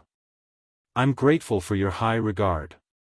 Thank you for coming to such a place to look for me, but I won't go back no matter what. Manting. That place doesn't belong to me. Please go back. Old Mrs. Shen was disappointed to see that Shen Manting was determined not to go back. She stood by her side, unwilling to leave. She stared at Shen Manting for a long time before sighing and saying, Shen Luoan owes you. The verdict of the trial was out. Because of the recording, no matter how capable Guan Yanhong was, he couldn't reverse the situation. Shen Luoan was acquitted in court, and the audience cheered. Mrs. Shen cried on the spot and hugged her husband excitedly. She shouted, he's finally out. He's finally out. Shen Zhilie was also silently relieved. His eyes were fixed on the joyful Shen Luoan in the dock. Following that, his gaze landed on Yi Yuyu and Li Jinnan, who were in the row in front of him. He sincerely said, "Thank you both." When Yi Yu heard Shenjilia's question, she turned her head to look at him. This familiar face had helped Shenluo and pay off many of his debts when she was helpless. She smiled sweetly at Shenjilia and replied, "You don't have to be so polite." At the same time, Mrs. Shen turned around and said to Yi Yu, "Thank you so much for this. I'm really, really grateful to you. If it weren't for you, Shenluo and would have to stay in there for 20 years. He's already in his 30s, and he still doesn't have a child. If he were to come out in 20 years, would anyone still be willing to marry him?" The more Mrs. Shen thought about it, the more frightened she became. Her gratitude toward Yi Yu grew. Yi Yu suddenly found it funny. She couldn't help but think of Yi Tian. Shenluo and was not Mrs. Shen's child, but Mrs. Shen treated Shenluo and as her own.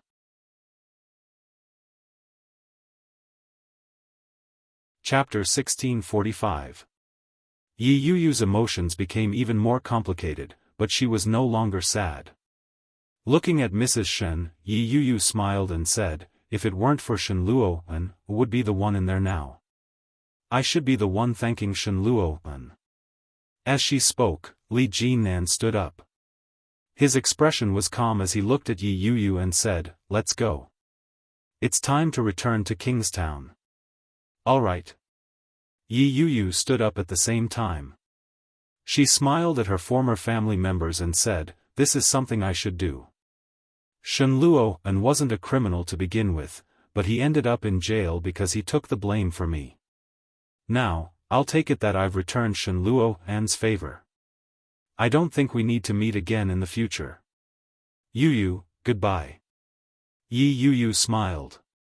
Li Jinan was already holding her hand as she turned around. "Don't be so sure. No one can say for sure what will happen in the future, right?" Shenjilia looked at Yi Yu's back and said, "I still have to thank you, Yu." Yi Yu's footsteps paused, but she didn't turn around. Finally, under their gazes, she leaned on Li Jinan and slowly walked out of their sight. Shenjilia looked at Yi Yu's back and sighed. He quickly stood up and walked toward Shenluo An. Shenluo An had already been released from his shackles. He had never felt so close to his younger brother before. He walked forward and gave him a big hug. Shenjilia patted Shenjilia's back and said, "You're finally out. It's all thanks to Yu." The smile on Shenluo An's face gradually faded. He looked at Shenjilia and asked, "Where is she?" "She left with Li Jinan," Shenjilia replied honestly. "Li Jinan treats her very well, and Yi Yu is already pregnant. After this incident, don't go looking for her again." Shenjilia replied honestly. Shenjilia had added that sentence himself. It was clear that Yi Yu's words had conveyed the same meaning. Shenluo An felt conflicted. When he heard that, he lowered his head in defeat and said with a bitter smile, "She still hates me. That's right. All these years, I didn't trust her. If it were me, I probably wouldn't forgive someone like me. Good that you know." Shenjilia didn't sympathize with him at all. He patted him on the back and said, "Grandma found Manting." Shenluo An stiffened and asked, "How is she now?" "She is also pregnant." Shenjilia felt that the world was very mysterious. She didn't know many girls who were sick, but the few she knew all had good news. Yi Yu Lily, Shen Manting, Shenluo An felt conflicted. He lowered his head slightly and smiled bitterly. "She's pregnant. I've let her down. Good that you know." Shenjilia's words were still the same. He snapped, "Why don't you count how many flowers you've ruined?" Shenluo An sighed but said nothing. When Shenjilia saw his reaction, he didn't continue to criticize him. He patted him on the shoulder and said, "Go on, get changed, and then go home. Actually, I've thought a lot during this period of time." Shenluo An said, "I'm sorry, but the only one I can make it up to now is Shen Manting. You want to marry her? Chapter 1646. When he heard Shen Luo'an's firm answer, Shen Jilya laughed and said, "That depends on whether she's willing to marry you. Grandma will bring her back." He. You make it sound so easy. Shen Jilya's tone was full of disdain as he said, "Now Sister Manting doesn't want to come back at all. Grandmother even promised to give her all her properties, but she insists on not coming back. Although I don't know what you've done to her, I can tell that it's definitely not something good. Otherwise, she wouldn't have left in the first place and refused to come back even now." "Where are they now?" "In the hospital." Yi Yuyu and Li Jinan went straight to the hospital. They had already made an appointment for a prenatal checkup. After the checkup, the doctor informed them that the child was perfectly healthy. Soon, they reached home, and the two of them fell asleep in each other's arms. Time always passed quickly when one was asleep, so the two of them went to the Rong residence after waking up. Li Jianxian was already very used to the Rong family, and he got along very well with Rong Xian and Rong Haiyue. It was already very late when he left the Rong residence. At approximately 10 p.m., Yi Yuyu received a call from Yi Tian. Yi Tian's intentions were clear. She didn't bother with pleasantries. As soon as the call connected, she got straight to the point. "Now that Shen Luo'an has been released, when will your boyfriend give me the $1 million he promised me? It's best to arrange a time tomorrow to trade face-to-face. Otherwise, I'll have to make a trip when you guys go back to Connecticut." Yi Yuyu turned on the speaker. Li Jinan was sitting on the sofa reading, so he heard everything clearly. Yi Yuyu instinctively glanced at him. In the depths of his pitch-black eyes, a hint of surprise flashed across them. He reached out his hand, and she quickly handed the phone over to him. Li Jinan seemed to have been prepared for that. He calmly replied, "Sure. Let's have lunch together tomorrow." "All right. I know a restaurant that's pretty good. I'll send you the address later." "No need, I've already booked a place. See you tomorrow at noon at the World Trade Center." Yi Tian's heart leaped with joy. She complimented him, "I knew you'd be a good person.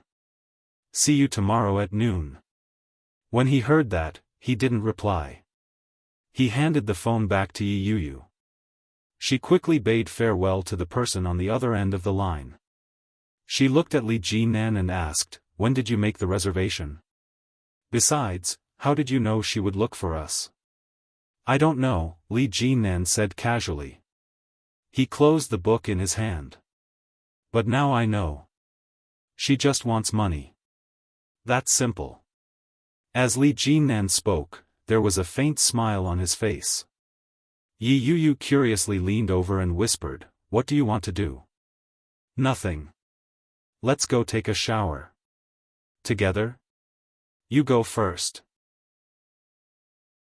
When Yi Yuyu heard that, her eyes turned into crescents as she wrapped her arms around his waist and said, "Together." Li Jinan lowered his head and gently nibbled on the tip of her nose as he said, "No, you have to go by yourself. Be careful not to slip." "I'm afraid. What if I slip and fall?" Yi Yuyu's fingers wandered around his waist. "That wouldn't be good." Li Jinan turned his head away. "That won't happen. I put a non-slip mat in the bathroom."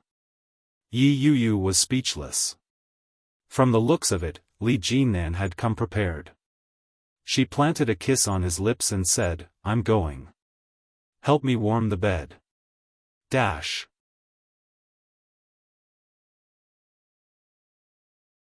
Chapter 1647. What a vixen. Li Jinan felt that life was very difficult, especially with a wife like her. It was already so difficult. She had only been pregnant for a month. What was she going to do in the future? When Yi Yuyu saw Li Jinan's indescribable expression, she was secretly pleased. She quickly entered the bathroom and took a fragrant shower. When she came out, she found Li Jinan busy with his computer. Because it was summer, Yi Yuyu was only wearing a tank top and a short skirt. She held a towel in her hand and rubbed her hair dry as she leaned over. After the shower, her body was not only fragrant but also warm. Li Jinan felt a faint wave of heat hit him in the face. He immediately looked at her. When he saw her dressed like that, the first thought that popped into his mind was, she's not wearing anything underneath. With that thought in mind, his emotions, which he had finally managed to calm down, were once again fired up with excitement. Damn it! That vixen! When she gives birth, I'm going to teach her a lesson. But now, a wise man knows better than to fight when the odds are against him. He put the computer aside and didn't dare to say a word. He was afraid that she would take the opportunity to speak. He quickly slipped into the bathroom. Yi Yuyu's lips curled up. She felt a sense of satisfaction at being in control of her man. Hee. No wonder those tigresses like to control their men so much. It turns out that it's so fun. I'm afraid that I won't be able to escape from this man in the future. Humph. Yi Yuyu put down the towel in her hand. Her eyes quickly landed on the computer in front of her. The computer screen was lit up. On it was a chat between Li Jinan and Lawyer Yi. Both of them were men, so the way they spoke was more official. Lawyer Yi, don't worry. I'll definitely resolve the matter satisfactorily. Li 3, thank you. Handshake, Lawyer Yi, you're too kind. Yi Yuyu, she scrolled up the records and read them line by line. The more she read, the more shocked she became. That's what Li Jinan had in mind. Yi Tian arrived very early. When she arrived, Yi Yuyu and Li Jinan weren't there yet. However, when they entered the private room they were talking about, there were already people waiting inside. When Lawyer Yi saw Yi Tian, she quickly stood up with a smile and said, Madam Yi, how are you? I'm Mr. Li Jinan's lawyer. As he spoke, he handed over his name card. Naturally, Yi Tian recognized him. When Yi Yuyu had been imprisoned, this lawyer had put in a lot of effort. Hello, I'm Yi Yuyu's mother. Are they here yet? Lawyer Yi nodded and said, Mr. Li, there's a traffic jam on the road. Let's take a seat first. Yi Tian nodded her head. In a flash, he sat on the main seat. The way he looked at Lawyer Yi was a little condescending. Lawyer Yi did not mind at all. She turned around and took out a document. Lawyer Yi placed it in front of Yi Tian and said, Madam Yi, we can first discuss the compensation for Mr. Li's car. Yi Tian was slightly taken aback. Chapter 1648. This was the first time Lawyer Yi had interacted with Yi Tian. He had heard from Li Jinan that she could be a difficult woman to deal with. However, this was the first time he had experienced the extent of her difficulty. When Lawyer Yi heard that, the smile on his face remained as formal as ever. He said, Madam Yi, according to the law, your daughter and Mr. Li did not get their marriage notarized. Therefore, the relationship that you are talking about does not exist. What a joke! Yi Tian said with disdain. Didn't you see how much that rascal loves my daughter? It's only a matter of time before they get married. When that happens, won't their belongings be mine? Is that what Li Jinan told you to tell me? As Yi Tian spoke, she had already come to a conclusion. She said, that rascal won't do. He's so petty. It's just a car, and it's not an expensive one. With a mother-in-law like that, what good days will he have in the future? The smile on Lawyer Yi's face could no longer be maintained. Having been in this profession for so many years, he had dealt with all kinds of matters. However, it was rare to see a woman who could twist words and twist logic like this. After calming himself down, Lawyer Yi explained, you might have misunderstood. Other than the fact that they didn't get married, there's another fact that I think you need to know. Yi Tian grew impatient. She waved her hand and said, "Spit it out. This car doesn't belong to Mr. Li Jinnan. It belongs to his older brother, Li Beixing." "So what?" Yi Tian asked nonchalantly. "In other words, Mr. Li Jinnan still has to compensate his older brother for this business car that costs $1.8 million. However, you are the one responsible for this incident. Therefore, you should be the one to pay for it." "Tui. Pay for it, my foot." Yi Tian was furious. She shouted, "I've already discussed it with Li Jinnan. He will pay for it. Furthermore, he has to pay me another $1 million. I'm here today to collect the money. Don't try to fool me. When that bastard Li Jinnan shows up, you'll know." When Lawyer Yi heard that, he said, "Madam Yi, according to Mr. Li's statement, he does indeed have to pay you $1 million. It's good that you know." "Shut up, you're so annoying." Lawyer Yi was a little angry from being yelled at, but he was still patient and said, "But this car is already on the verge of being scrapped. The paint that you splashed not only damaged the exterior of the car, but it also smashed the windows and damaged all the seats inside. The market price of the car is $1.8 million, and the repair fee is a total of $110. This does not include the maintenance and repair services, so you'd better shut up. Li Jinnan already promised me. I still have the recording here." Yi Tian took out the voice recorder in her hand and played the recording. His voice wasn't soft, so Lawyer Yi could hear him loud and clear. "I, Li Jinnan, have agreed to pay Madame Yi Tian the betrothal gift for my marriage to her daughter, Yi Yuyu, a total of $1 million. If I break my promise, may I be struck by lightning." These words carried a lot of weight. Lawyer Yi nodded and said, "So it's the betrothal gift for Miss Yi. $1 million. What a huge sum." "That's true." Yi Tian was clearly pleased with herself. "He's my son-in-law."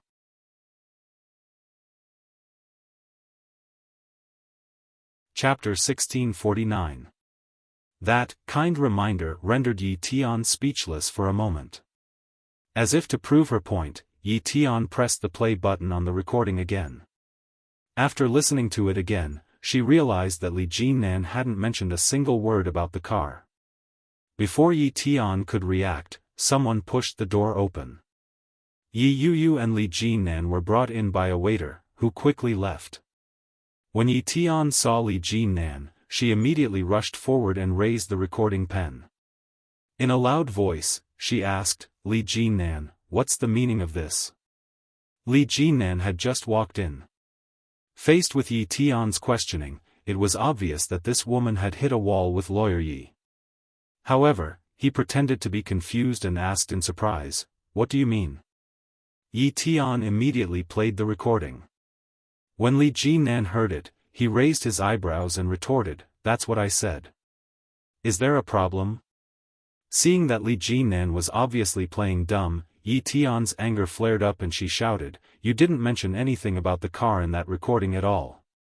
"Yeah, I didn't." Li Jinnan's expression was calm and composed, which made Yi Tian even angrier. She roared, "Didn't we agree that I wouldn't have to compensate for the car and that I would have to pay $1 million as a betrothal gift? You're doing this on purpose, aren't you?" Li Jinnan looked even more surprised and replied, "When did I say that? I don't even know myself." As he spoke, he looked at Yi Yuyu and asked, "Did I say that?" Yi Yuyu shook her head and replied with certainty, "No." Yi Tian flew into a rage. "Yi Yuyu, who exactly is your mother? Why are you siding with an outsider?" "I'm sorry, Madam Yi, but my mother isn't here." Yi Yuyu's eyes turned into crescents. "What's wrong? Now that you're the one paying up, you're talking like that?" Yi Tian's face contorted in anger. She raised her hand and prepared to slap him. Before the slap could land, it was stopped in its tracks by a large hand. Li Jinnan looked at her coldly. He immediately grabbed her hand and gave it a shove. Hitting a pregnant woman is not a small matter, Madam Yi. If you really hit a pregnant woman, then your car compensation will be that simple. Lawyer Yi interrupted and said, I did a rough calculation. Because you have the recording as proof, Mr. Li definitely got the 1 million yuan. However, after deducting the repair fee for Mr. Li Beixing's car, you still have to pay 100,000 yuan. In other words, not only would she not get a single cent of the 1 million yuan, but she would also have to fork out 100,000 yuan? What a joke! Yi Tian's expression was ugly. She flung the voice recorder aside and roared, Li Jinnan. You bastard! You dare to lie to me? You have to give me that 1 million yuan today, or I'll die in front of you. Madam Yi, you're threatening my client. You'll have to compensate for emotional distress, Lawyer Yi said. Yi Tian roared, shut up. There's no such thing. You're extorting us. No, Madam Yi. This is the bill that the 4S shop sent me. It's 11 yuan in total. I'll round it up to 1 million yuan. Chapter 1650. Seeing Yi Tian like that, Yi Yuyu suddenly felt sorry for her. No matter how much Yi Tian had gone overboard or treated her badly, at the end of the day, she was still her mother. Yi Yuyu looked at Yi Tian and said, there isn't much money left. I can help you pay it back. Yi Tian looked at Yi Yuyu. There wasn't the surprise or gratitude on her face that Li Jinnan had imagined. Instead, it was a very ugly expression. It was as if someone had knocked over a jar of condiments. All sorts of emotions intertwined. It looked very complicated. When Yi Yuyu saw Yi Tian's expression, she suddenly felt that she had said the wrong thing. Yi Yuyu didn't know how Yi Tian treated other people. When it came to herself, Yi Tian didn't know what it meant to quit while one was ahead. Yi Yuyu steeled her heart and hid her emotions. With a cold expression, she said, in the future, I hope that you won't come looking for me again. Yi Tian's expression changed as she asked, what do you mean by that? I'm your mother. You've never treated me as your daughter. Why are you saying such hypocritical things now? Yi Yuyu looked at her with pity. Yi Yuyu, you can't do this. You don't have to pay back the money you owe Anan. I'll pay it back for you. From now on, no matter what, don't come looking for me again. While you're still pretty, why don't you find a good man and marry him? Yi Tian's breathing became more and more erratic. In the end, she started to cry. Yi Yuyu was caught off guard by Yi Tian's sudden outburst. She was a little frightened. Looking at her mother before her, Yi Yuyu couldn't bear to see her like this. But, she knew Yi Tian's character. A leopard could change its spots, but a leopard couldn't. If she didn't do that, Yi Tian would only go overboard in the future. Only by making Yi Tian feel her cold heart would she be able to be self-sufficient in the future. When Yi Tian changed her bad habit and temper, Yi Yuyu would bring her back to her side when she was old and look after her in her old age. That was the conclusion that she had come to after discussing with Li Jinnan on the way there. Furthermore, she was the one who had suggested the idea. Li Jinnan had approved it wholeheartedly. She couldn't afford to lose her cool at a time like this. But, Yi Tian was completely unaware of their plan. Her cries grew louder and louder. Yi Tian's voice was almost hoarse as she yelled, my daughter, how did you become like this?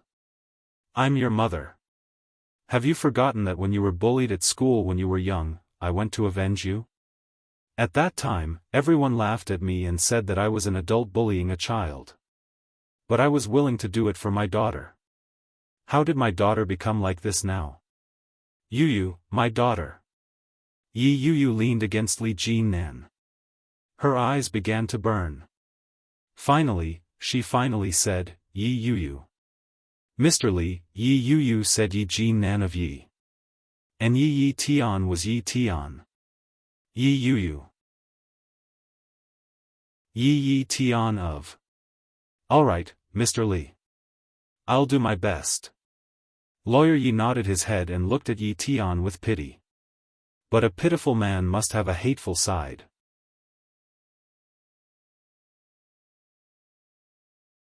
Chapter 1651. It wasn't just Lawyer Yi who thought that way. Even Li Jinnan and Yi Yuyu shared the same thought. Just as Li Jinnan was about to say that, Yi Tian suddenly raised her head and ran toward them. Yi Tian's momentum was too strong. Li Jinnan narrowed his eyes and pulled Yi Yuyu back. He pulled Yi Yuyu to the back and looked at Yi Tian's menacing figure. He didn't move or give way. Yi Yuyu cried out in surprise. Before she could dodge, she saw Yi Tian's body slam into Li Jinnan. Li Jinnan's body swayed a little from the sudden impact, but he quickly regained his footing and stood firmly on the spot. Yi Yuyu felt her body sway slightly, but it was very slight. However, at the same time, Yi Tian let out a blood-curdling scream and fell to the ground. Yi Yuyu instinctively looked at Yi Tian and saw that she was crying even harder. She was sitting on the ground and pounding her chest. "Are you all right?" Yi Yuyu's heart ached. She touched the spot where Yi Tian had slammed into him. Her voice was anxious. Li Jinnan's body was steady. He held her hand in his and said, "I'm fine. I'm fine. Of course I'm fine." Yi Yuyu looked at his hand. The spot where she had slammed into him was already red. Something had even scraped off a large piece of skin. Yi Yuyu's voice carried a hint of sobbing. "Why didn't you move away? Did it hurt?" "I'm fine." Li Jinnan was exasperated. He pressed her down slightly and said, "If I had moved away, wouldn't I have bumped into you and the child?" This was his first child. He couldn't allow anything to happen to it. He still had to depend on this child. The mother of the child had to be sent home. When Yi Yuyu heard that, she was so touched that she burst into tears. Her tears and snot gathered as she sobbed softly. Li Jinnan held her in his arms and asked in a low voice, "Were you frightened?" Yi Yuyu cried even harder. Her tears were dripping onto his body. "Let's go. We're going back." Li Jinnan held her in his arms and walked away. He turned to look at Lawyer Yi and said, "You settle it. Be careful." "Yes, Mr. Li." He followed Yi Yuyu out. Just as he was about to find another place to eat, Yi Yuyu grabbed his hand. Yi Yuyu's heart ached as she said, "Let's go to the hospital to treat it." "Look, he's bleeding." Li Jinnan glanced at it and didn't mind it at all. He tore off the skin and replied, "It doesn't hurt. When I was in the army, this little thing was nothing. I've even taken bullets before." She looked at him and pursed her lips. Large drops of tears rolled down her cheeks as she said, "You scared me." Yi Yuyu was even more afraid after hearing that. Li Jinnan quickly waved his hands and said, "Yes, yes, yes. I'm just scaring you. Don't cry. I'm hungry. Shall we go eat?" Yi Yuyu glanced at it. It was just a small scratch. It would be fine if she didn't deal with it. She nodded her head. When they got home after dinner, Yi Yuyu dragged him to a nearby pharmacy to have his wound treated. It happened to be afternoon. They couldn't be bothered to rest. They packed up and headed for the airport. It took more than 2 hours to travel from the capital to Kingstown. It was almost evening when they arrived. Yi Yuyu vomited all the way. She was on the verge of collapsing. Chapter 1652. Li Jinnan had just carried his wife to the taxi stand when he saw 2 familiar faces at the front of the line. "Look over there." Li Jinnan gently patted Yi Yuyu. Yi Yuyu looked up and saw Yi Qianqian immediately. Standing next to Yi Qianqian was a tall man. He was dressed simply and fashionably. From the side, his facial features were very strong. He had a head of clean short hair and fair skin. He looked very handsome. Who else could it be but Shenjilia? Yi Yuyu was a little surprised and asked, "Why is Shenjilia here too? Is he on the same flight as us?" "I don't think so." Li Jinan saw that Yi Yuyu's eyes were burning with curiosity and teased, "Will Shenjilia become your brother-in-law?" Yi Yuyu's brows knitted together when she heard that.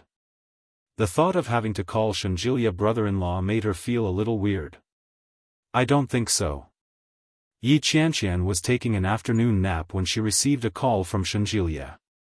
The B** only said one thing when he picked up the phone. "I'll be in Kingstown at 3. Remember to pick me up." "I'm not picking up." "Get lost." "No, I don't have a penny on me. I've never taken the subway before. I can't go back. You have to pick me up." "Get lost." Yi Qianqian was furious. She turned off her phone and hugged her pillow to sleep soundly. The weather outside was sunny, and the sun was blazing. With the air conditioner in the room, Yi Qianqian felt so comfortable that she lost track of time. After she got up and washed up, she suddenly remembered that Shenjilia was returning to Kingstown. She turned on her phone and saw that it was already 5 o'clock. Yi Qianqian secretly clicked her tongue. Just as she was about to call Shenjilia, she received an incoming call. Without a doubt, it was Shenjilia. Yi Qianqian felt a little guilty and weakly said, "Hello, Miss Yi, I've been standing at the airport for more than an hour." "Well, why don't you hail a cab and come back?" "I don't have any money on me." Shenjilia's voice was filled with grievance. "This month's salary is only coming tomorrow.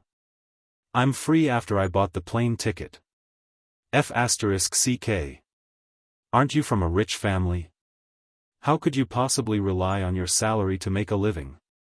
Yi Qianqian obviously didn't believe him. "Who told you that I'm from a rich family? My father is a doctor and my mother is a professor. What kind of rich family am I?" Shenjilia's luggage was placed beside him in the airport's VIP lounge. He was enjoying the air conditioning as he sipped on a cup of coffee. "You think I don't know? Your father is the director, your mother is the head of the laboratory department, and your brother is a medical genius.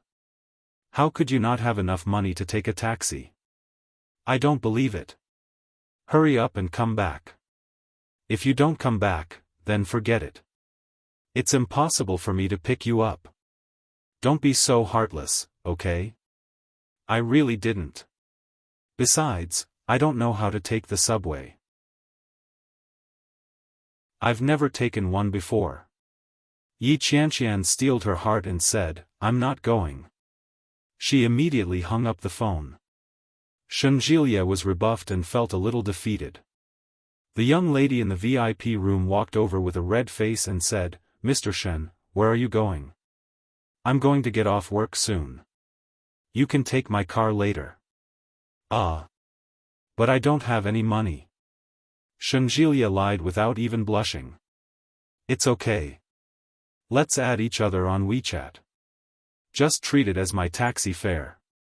What do you think?" "There's no need. My girlfriend is coming to pick me up."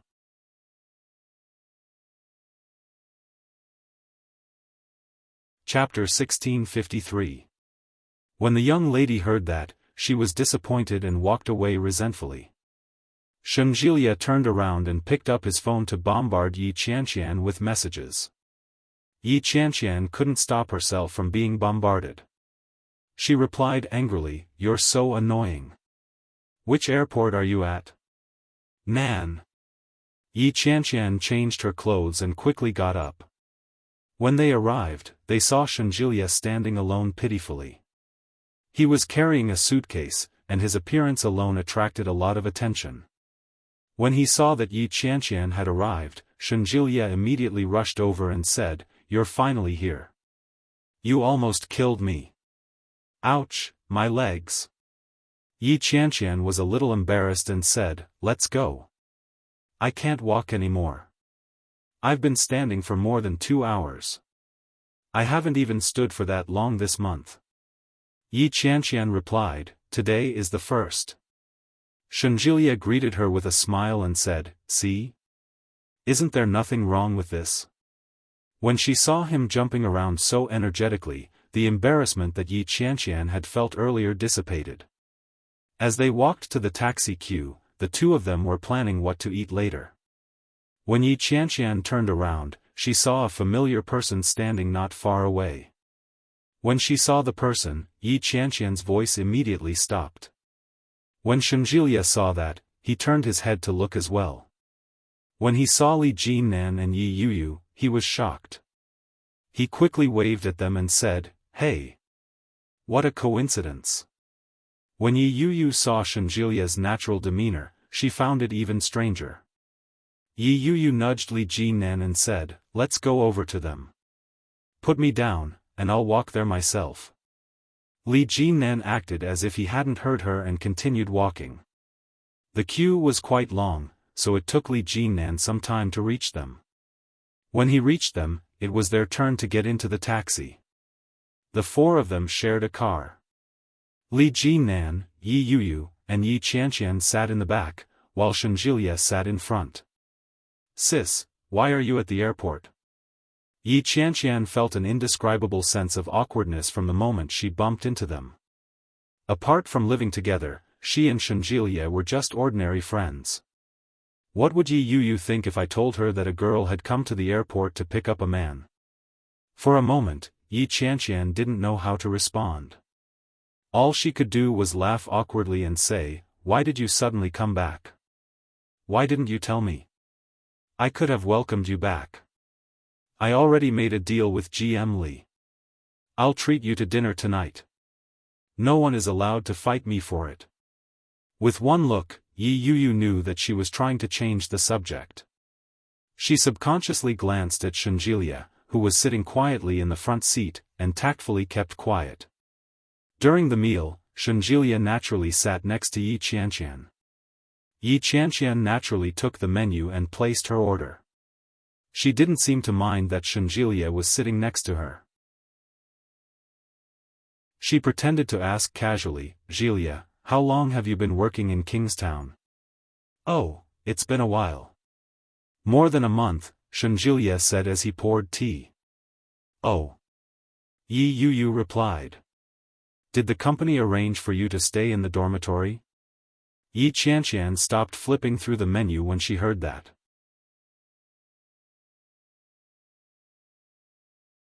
Chapter 1654. Yi Qianqian's reaction was so dramatic that everyone turned to look at her. Yi Yuyu's eyes were filled with confusion. Li Jinnan gave them a meaningful look. Shunjilia was a little confused as he looked at Yi Qianqian. It was obvious that he didn't understand what was going on. Yi Qianqian chuckled. Faced with the gazes of the three of them, she felt a little awkward. Her cheeks began to heat up. Yi Qianqian laughed dryly and said, isn't that the case? As she spoke, she looked at Shunjilia. Shunjilia was still in a state of confusion. What's wrong with living together? It's not like we're in the same room or bed. When he saw Yi Qianqian's expression, Shunjilia immediately corrected himself and said, yes. Yi Yuyu could tell that there was a story behind their exchange, but she couldn't figure out what the problem was. It was said that pregnancy made one foolish for 3 years. She had just gotten pregnant, and her brain was already a little confused. Yi Qianqian lowered her head in silence. She flipped through the menu as her eyes darted around. Li Jinnan picked up his teacup and took a sip. He looked at Shunjilia and said, have you been very busy lately? You've been running around in Kingstown. On one side is your home, and on the other. As he spoke, his voice paused for a moment, unsure if it was intentional or not. This slight pause made Yi Qianqian's heart skip a beat. On the other side is work. When Li Jinnan finished speaking, Shunjilia crossed his fingers and said, it's not too bad. I've been on leave recently, and there's nothing much to do in the hospital. It's just that I can't take it anymore running back and forth. When are you planning to get married? The change in topic was a little harsh, but Yi Qianqian finally heaved a sigh of relief. Soon. We'll go to the Civil Affairs Bureau on Monday. Li Jinan had already planned it out. I plan to act first and report later. I'll bring her home after we get our marriage certificate. Won't your mother kill you? Shen Jielie laughed. I heard that your mother is very conservative. Does she know what's going on with Yi Yuyu? She does. That's why I need to act first and report later. If you need any help, remember to call me. I'm very useful.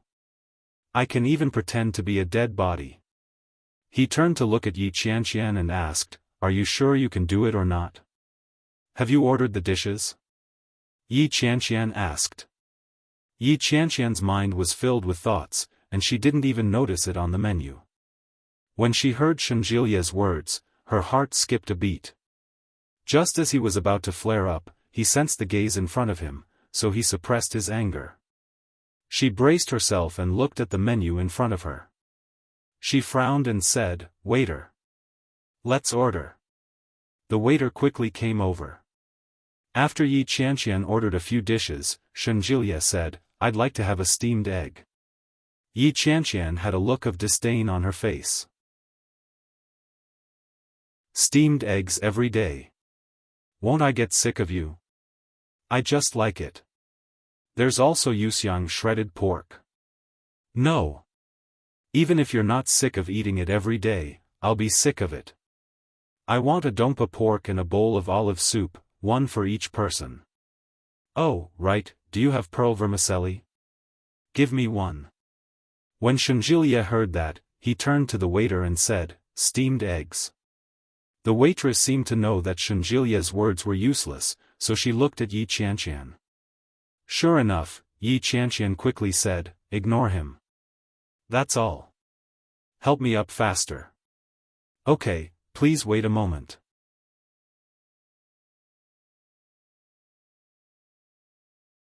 Chapter 1655. When Yi Qianqian saw the complicated expression on her sister's face, she immediately realized what was going on. What she had just said seemed to be inappropriate. Yi Yuyu wasn't stupid. On the contrary, she was very smart.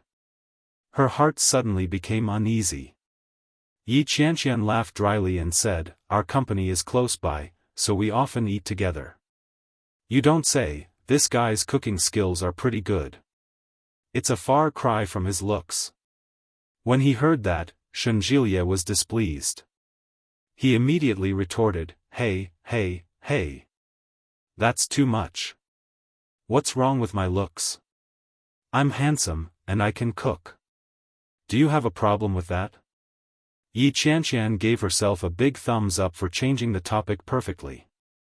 When Yi Qianqian heard Shen Jilie's defiant words, she turned her head and looked at him with contempt.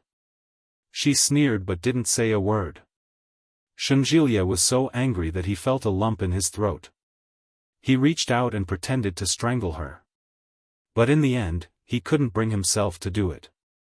He let out a long sigh and lamented, Why is my life so bitter? I get angered by you every day, and I have to serve you. It's so tiring being a man. Serve your grandpa, serve. When did you ever serve me? Yi Qianqian roared with her hands on her hips. Her face was full of indignation. Shen Jilie sighed and said, Didn't I? I don't know who it was that carried you to the hospital when you were sick and vomiting. He even stayed by your bedside to guard you, afraid that you would die in your sleep. Bullsh *T. Yi Qianqian was infuriated. She reached out and pinched his hand. She yelled, You're the one who's going to die. Shen Jilie grimaced in pain from the pinch.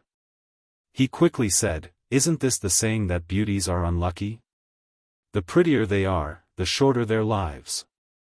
I'm just worried about you. When Yi Qianqian heard that, she immediately retracted her hand. She looked at Shen Jilie with a face full of gratitude. She touched the arm that she had just pinched and asked, Does it hurt? I'm sorry. I used too much force. Yi Yuyu was speechless. Li Jinan was speechless. Yi Qianqian looked into the distance and said, "Your worries are very reasonable.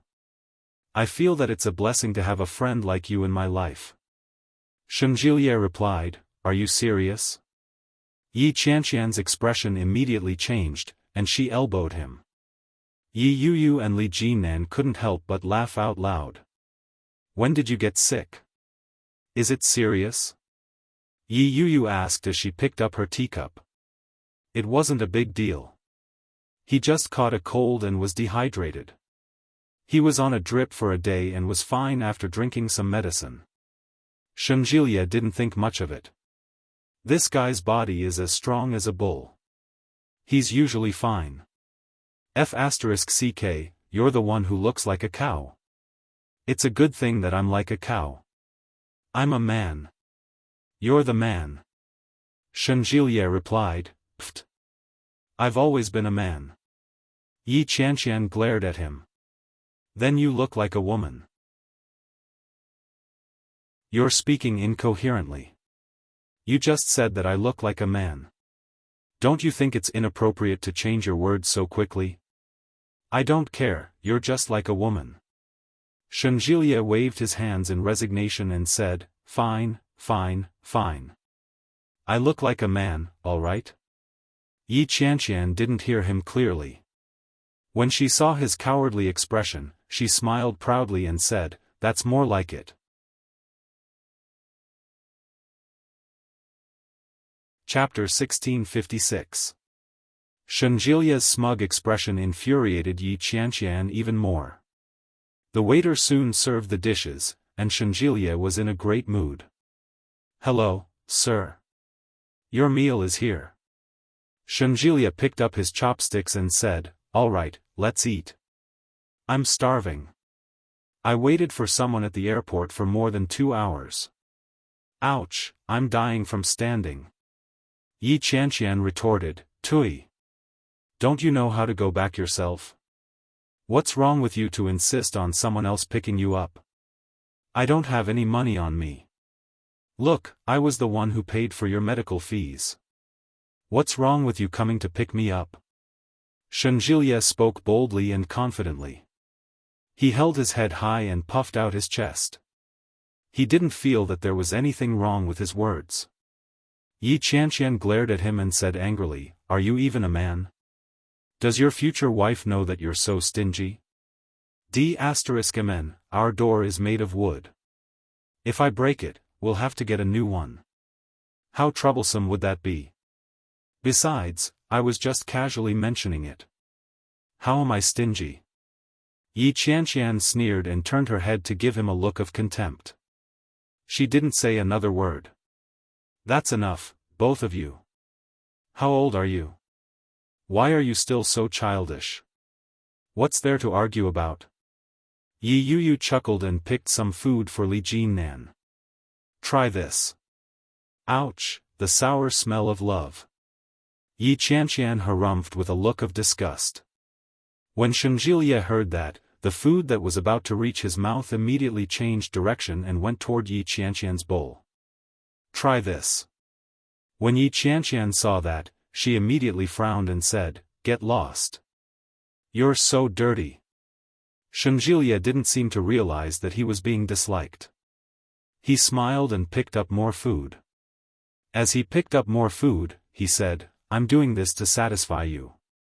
Look at you, an old woman who's been single for so many years, you're the old woman. Hey, don't keep interrupting me. I'm not done yet. You don't have to say it. Nothing good comes out of your dog mouth anyway." Yi Qianqian rolled her eyes at him. Shen Jilia replied, F***ck. We're the same species. If I have a dog's mouth, then what's yours?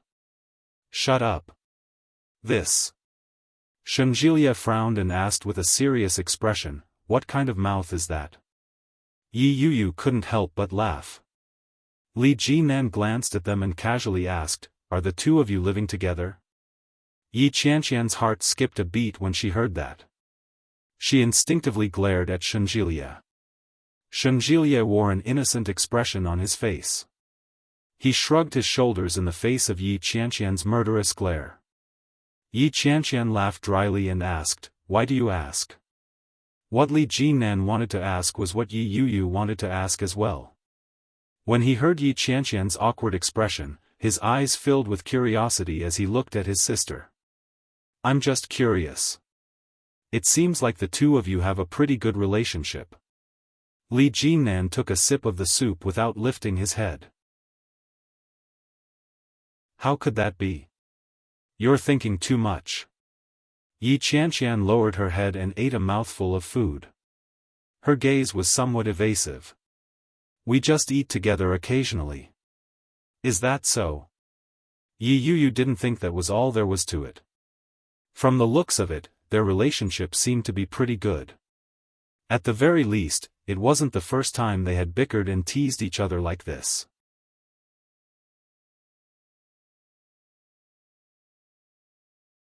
Chapter 1657.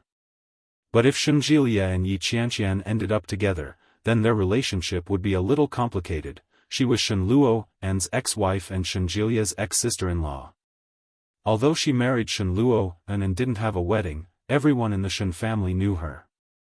So, if they knew that Yi Qianqian was her sister, what would those relatives and friends think? Yi Yuyu felt a little ridiculous, but when she saw how they were arguing, she felt that the relationship between them wasn't the kind of relationship she had imagined.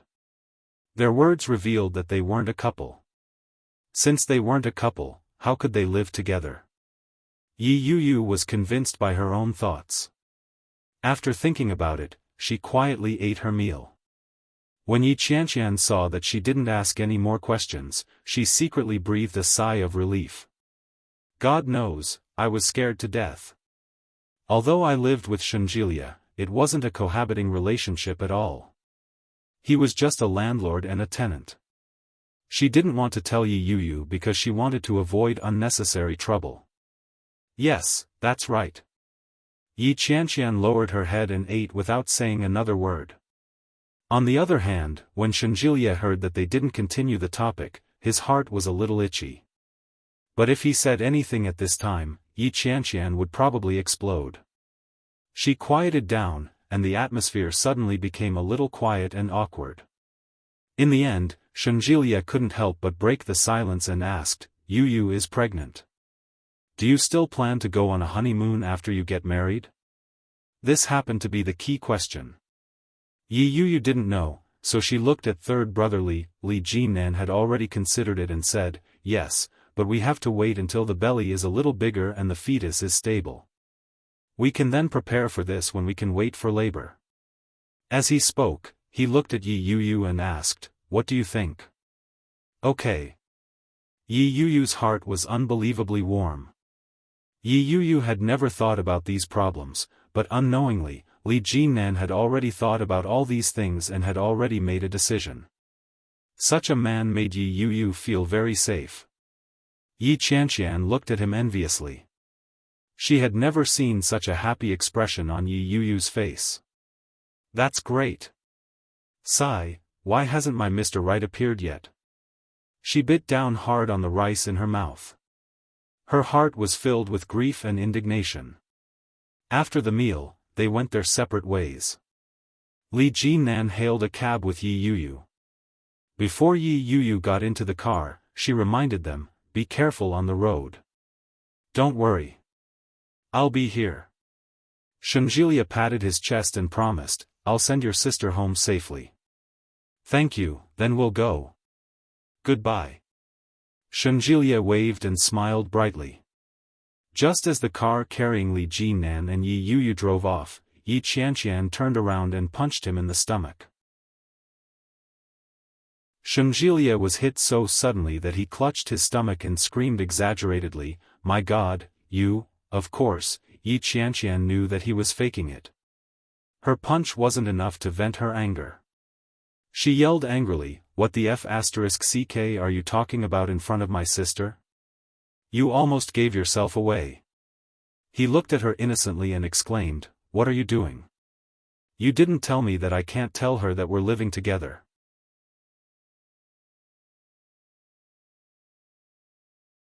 Chapter 1658. Shunjilia said matter-of-factly, so what if we live together? It's not like we're going to bed. We're innocent. What's there to be afraid of? Yi Qianqian felt her cheeks heat up when she heard that. She stared at him with wide eyes. Under the dim light, her cheeks were suspiciously flushed. So what if we're going to bed? We're both unmarried. Even if we're really together, it's only natural. You. Yi Qianqian didn't know what to say to refute him. Shunjilia's eyes widened as well. He squatted down and looked at her suspiciously. He frowned and looked at her strangely. He asked suspiciously, "Are you blushing?" Yi Qianqian was annoyed by his stare. She raised her leg and kicked him. She roared, "Get lost. You're so blushing." Shunjilia hurriedly covered his private parts with his hands and backed away with a look of lingering fear on his face. He patted his chest and said, "Oh my dear. That was a terrible kick. My future sexual happiness depends on him.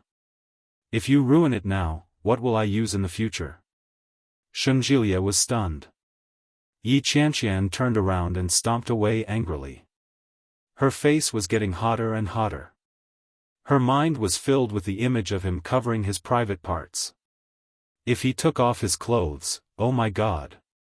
Her mind was full of dirty thoughts. Yi Qianqian shook her head and walked faster. It wasn't far from her house. It would only take her about 10 minutes to get there. Shunjilia saw her walking faster and faster. He grabbed his suitcase and hurried to catch up with her. He shouted, "Hey, don't walk so fast after eating. You'll get a stomachache. If it really hurts, I'm not going to help you." Yi Qianqian's footsteps slowed down. Something strange began to spread in her heart. It was silent, and it was hard for her to ignore it. Her heart was beating fast, and her cheeks were burning. This was a sign that she was in love. Yi Qianqian suddenly realized that she was losing control of herself around Shunjilia. This kind of sign was not good. This guy is so frivolous and unreliable. What will I do in the future if I fall in love with him? No. Yi Qianqian, be more promising. Shunjilia looked at her from behind. The corners of his lips curled up slightly, and he quickened his steps to catch up. Wait for me. My luggage is so heavy. Yi Qianqian snorted and said nothing more. Yi Qianqian soon arrived home. She fumbled for the key and entered the passcode. When she opened the door and entered, it was pitch black inside. Yi Qianqian turned on the lights and entered the house. She headed to the balcony to clean up and prepared to take a shower. Shunjilia glanced at her and said, "It's not good for your health to take a shower and rest so soon after returning from a walk." Yi Qianqian's face was still warm. She didn't dare turn around and said, "None of your business." After saying that, he entered the bathroom. The bathroom was separated by a glass partition. When Yi Qianqian showered, she even drew the curtain. After all, there was a man living in the house. What if he peeped at them? Shunjilia wasn't the least bit annoyed at being yelled at. On the contrary, he found her adorable. Shunjilia rubbed his nose. He thought he must have gone crazy. His masochistic tendencies were too severe. Shunjilia turned on the air conditioner and resigned himself to his fate. He opened his suitcase and began to pack his luggage. But before he could pack a few things, the light above his head suddenly flickered, and then the whole world went dark. Shunjilia. Don't play pranks. Dash.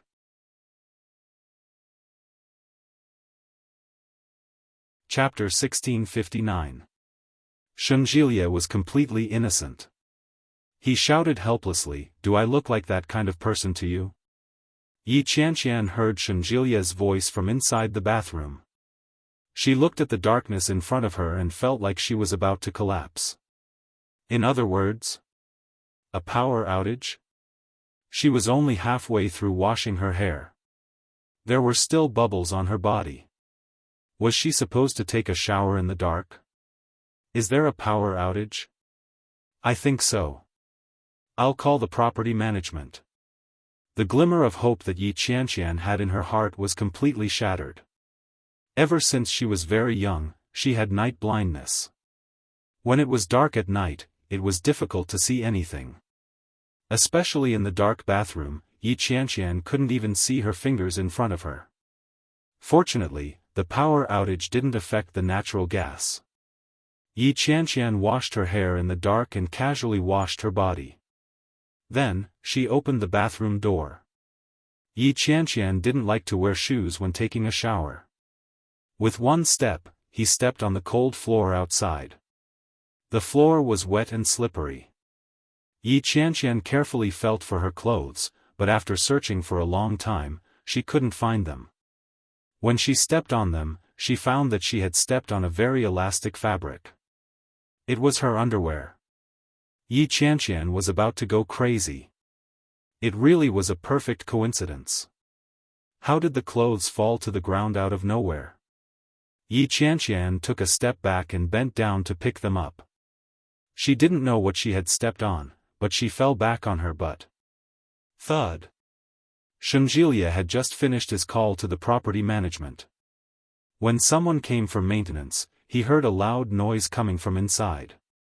It was obvious that she had fallen down. Shengjilia was so frightened that his heart skipped a beat. He quickly asked, "Are you all right?" There was no sound from inside. Shengjilia felt that something was wrong.